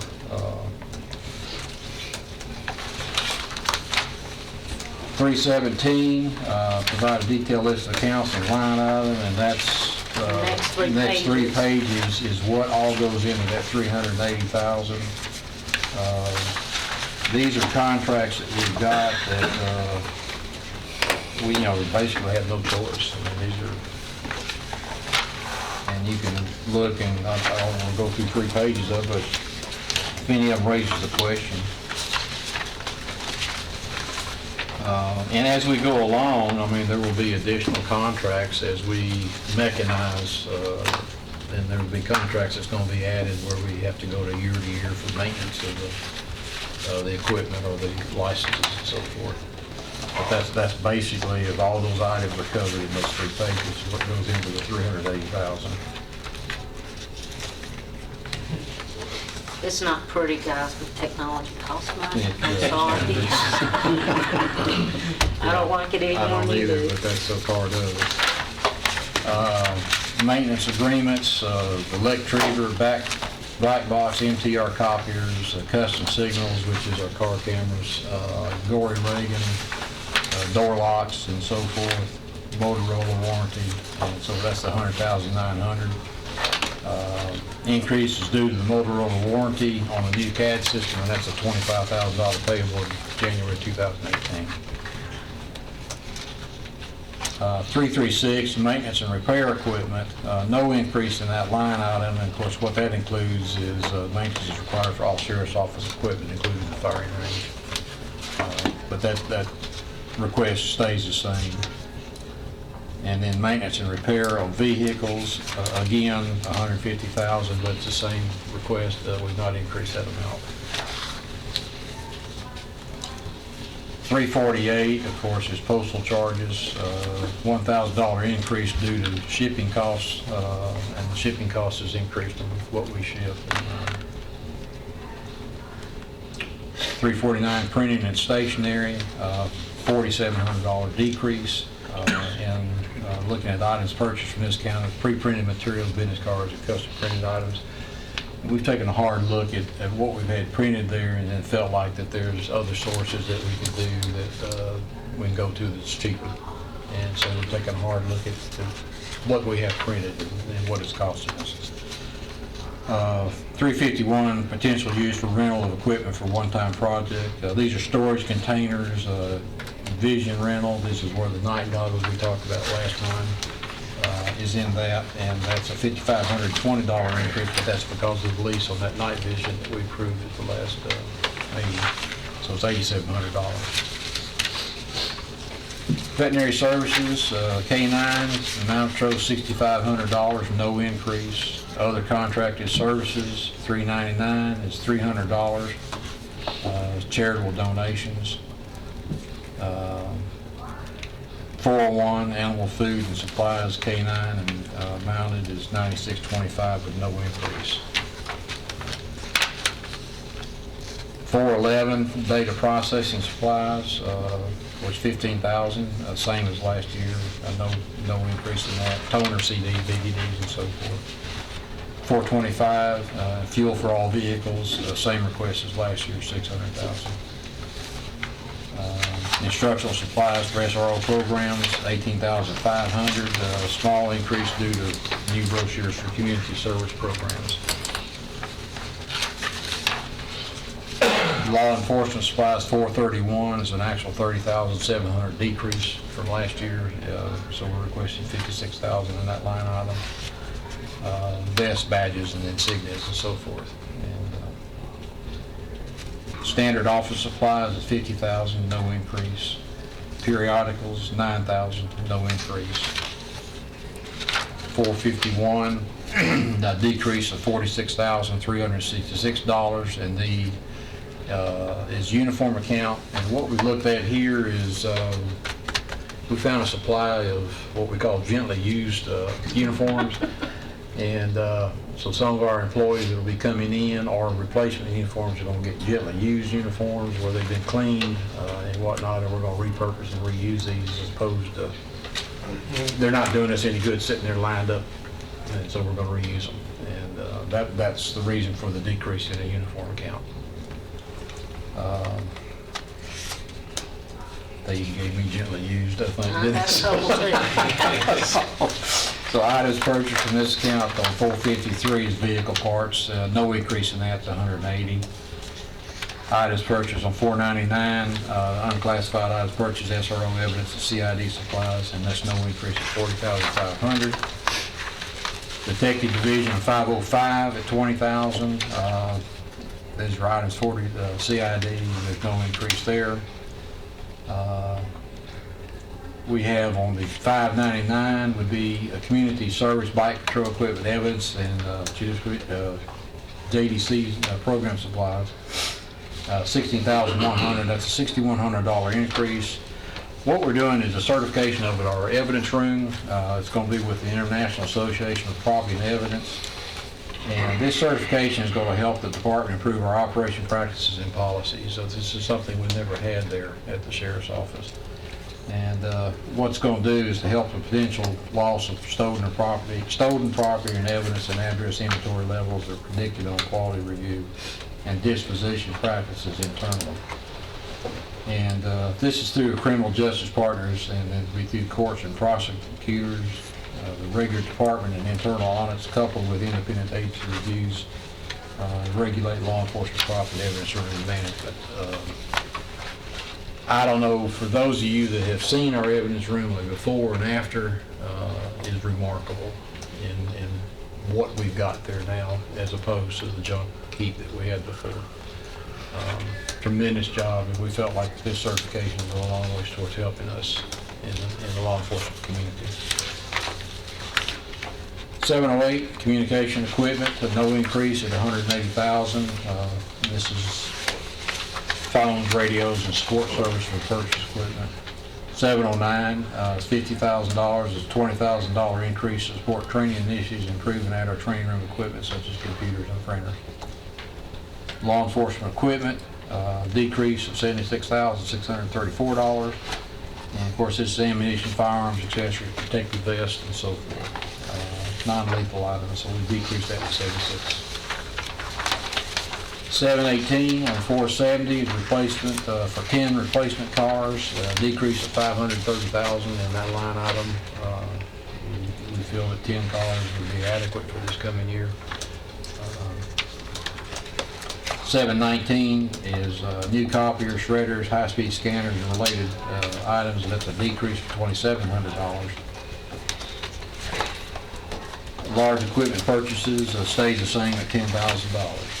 And that's our general fund budget.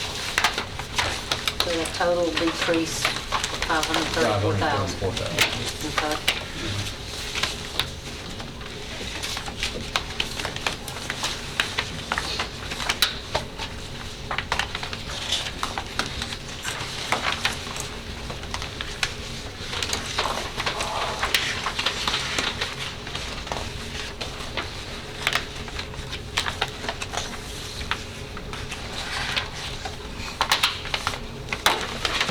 Comment? It's refreshing. Yeah. Okay. I think that's totally the way to put it. It's well presented. Yes. It's well presented, clear. Thank you. Precise. I've got to hand the chief acting. She has spent, unless somebody crying about me, she has spent a lot of time on this, and I've got to hand it to the whole staff. We have looked at this thing every which way. I like the way it's laid out. Thank you. Do we want to proceed with the jail, or y'all ask Already this have to first? Special Go ahead and controls. do something with this. Okay. I make a motion that we pass this on to the budget committee. A motion and a second. Any further discussion? I guess we can just pass the whole thing, can't we? We got to take a roll call? No, you don't. Okay. Well, all in favor of approval and sending it to budget, signify by saying aye. Aye. Opposed? Motion carries. Move on to the general fund for the jail. And Is that how you got yours ordered? That's how ours are. which one's next to you? Special patrols is next in line. Sorry about that. In the booklet. Let's see where we are. Special purpose, is that what you're looking at? Special patrol, Lake. Okay. What's 6 digits at the beginning? It's 544,120. Yeah, 54,120. And what we got here is the same request of last year, $41,010, and it's $41,010. And this funding. This funded, this is funded, yes.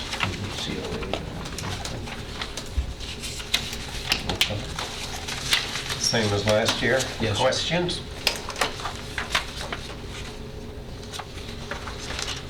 No, we can entertain a motion on the special patrol. Motion to approve the budget for special patrols is presented. Second. Have a motion, a second. Any further? Okay, all in favor of approval and sending it to budget signify by saying aye. Aye. Opposed? What have you got next? Traffic. This is also, it went up, but finance deals with these numbers. This highway department, they're gonna reimburse us for what time we worked with them. Traffic control is the same. Right. Right. I thought it went up to 20. No, it's 20 and 20. So. Okay. That's just reimbursement from the That's highway a department. reimbursement from the highway department. So. Got the stoplights and stuff? No, it's when road. Road construction. Traffic Traffic direction control.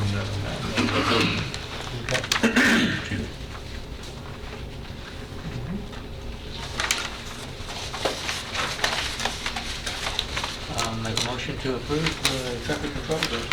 Second. Second. Any further questions? All in favor of sending it to budget with approved rating signify by saying aye. Aye. Opposed? Motion carries. SOR is next.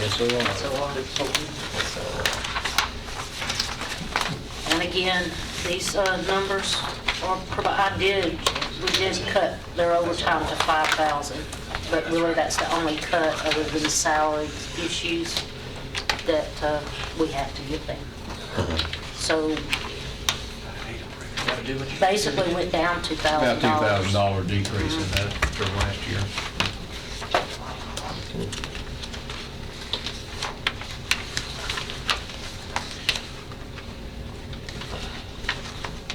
How many people are in that area? One. One is all we've got in that. It's just one.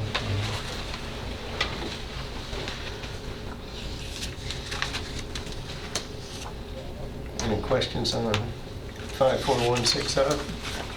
Make a motion to approve the budget request as presented. Second. Motion is second. Further questions?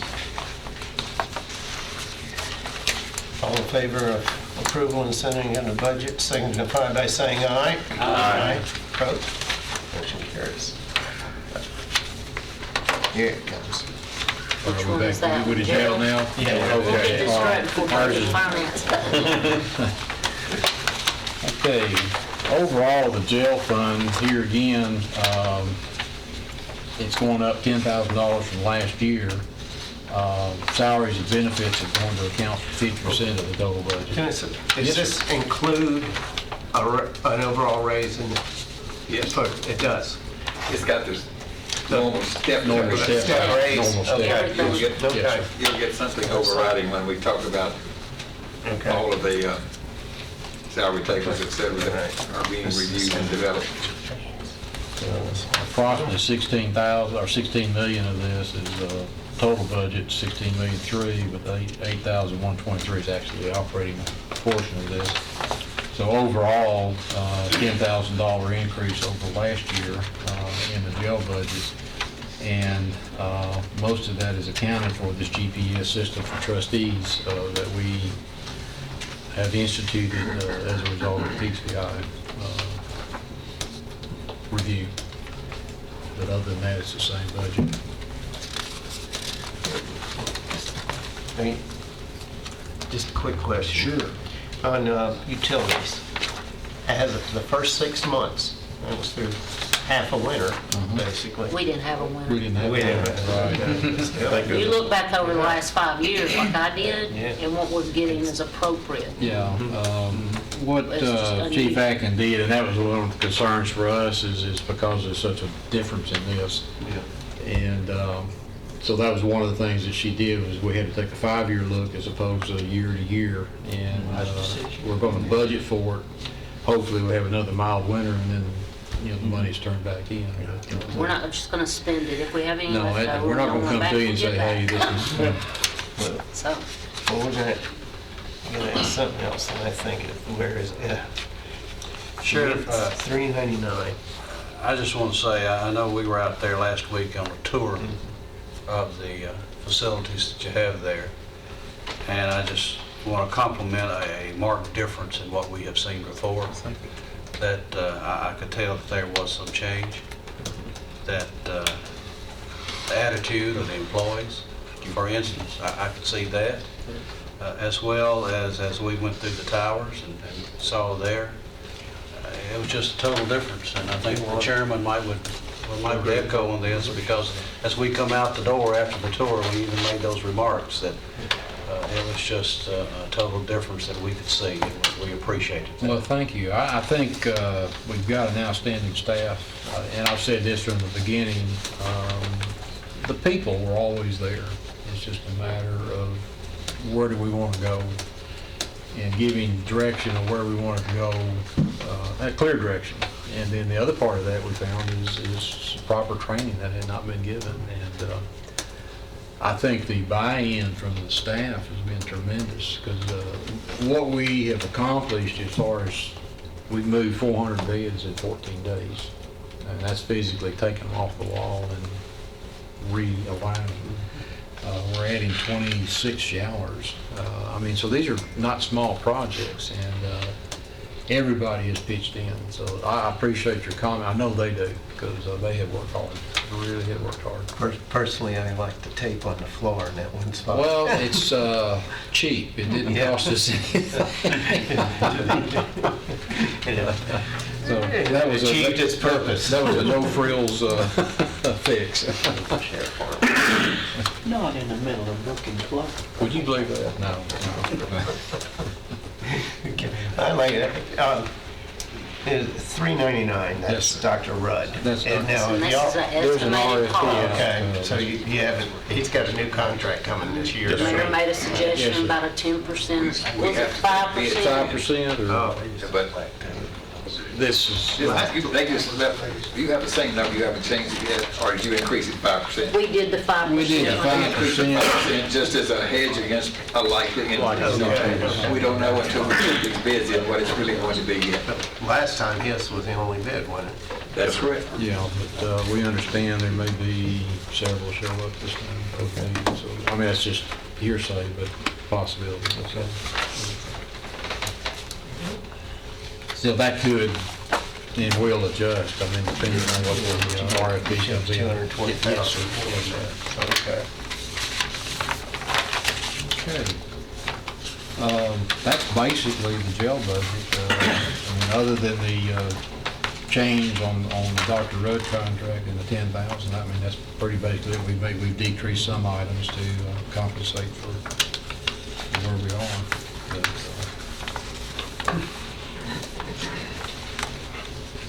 Further questions on the jail budget? I move approval of the jail budget and send on to budget and finance. Second time. Further questions?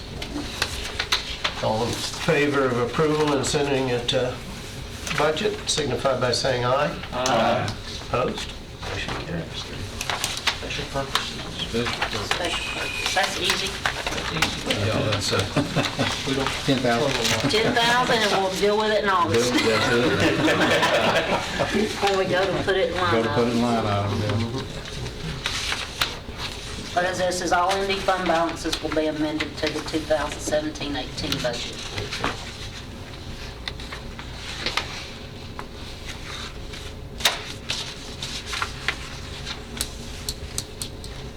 Motion to approve the special purpose budget as presented.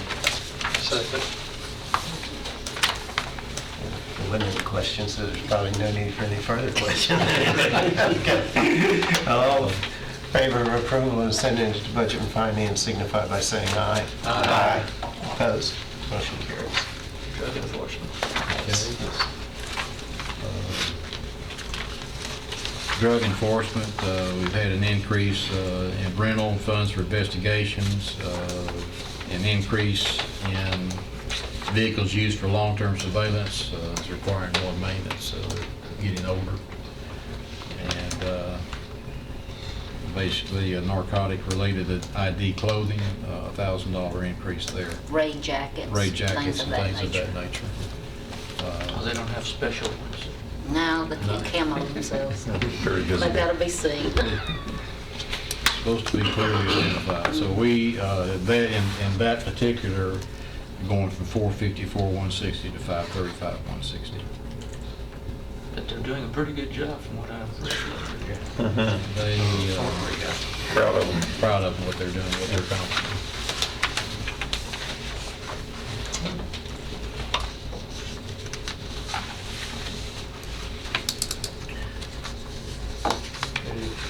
Questions on drug enforcement? Make a motion to send it on to budget. Second. Motion and second. Any questions? All in favor of approval and send it to budget, signify by saying aye. Aye. Opposed? Motion carried. Well, we know what that is. Narcotics is paying us Narcotics back. is paying us back. 50,000. 50,000. And that'll be amended then. You have the 17, 18. Castor? No, that was, Oh, okay. Y'all probably did. that's where we. Do we have a talked about motion the one question there for on the transfers? funding. Make a motion to Yeah. approve the transfer budget as presented. Second. A motion is second. All in favor of approval of the transfer budget and sending it to Budget and Finance, signify by saying aye. Aye. All opposed? Motion carried. I've been up here on this one. Y'all study this over the week. If you have any questions, please don't hesitate to Please call us, let us know, or Something doesn't look right to you or anyone that would like to come and visit, I encourage you to do so, and morning, noon, or night, I'll meet you there, we'll go through, and love to have you, like to show you what we got. Thank you all for it. Thank you. Thank you for the tour of the Mr. Turner, I apologize, this wasn't more than 5 minutes. No, you're fine, you're good. That was pretty, Thank y'all very, very much. yeah. Thank you all very much. Thanks, Sheriff. Thank you. One thing, I heard Fire Chief talk about, on the 20th of May, 9 a.m. to 1, we're going to be bringing our mobile command center down tomorrow night at Stonecrest to do a Kid Safety Day and participate with that. So that's a joint venture with Summer. The 20th, May 20th. Chief Bill Culberson has asked for that, so we just want to let y'all know about that. Be at Stonecrest, yes. And they'll have some other, there'll be a lot of booths set up, but we'll be there with them. Does anybody have any other business? We are adjourned. Thank you.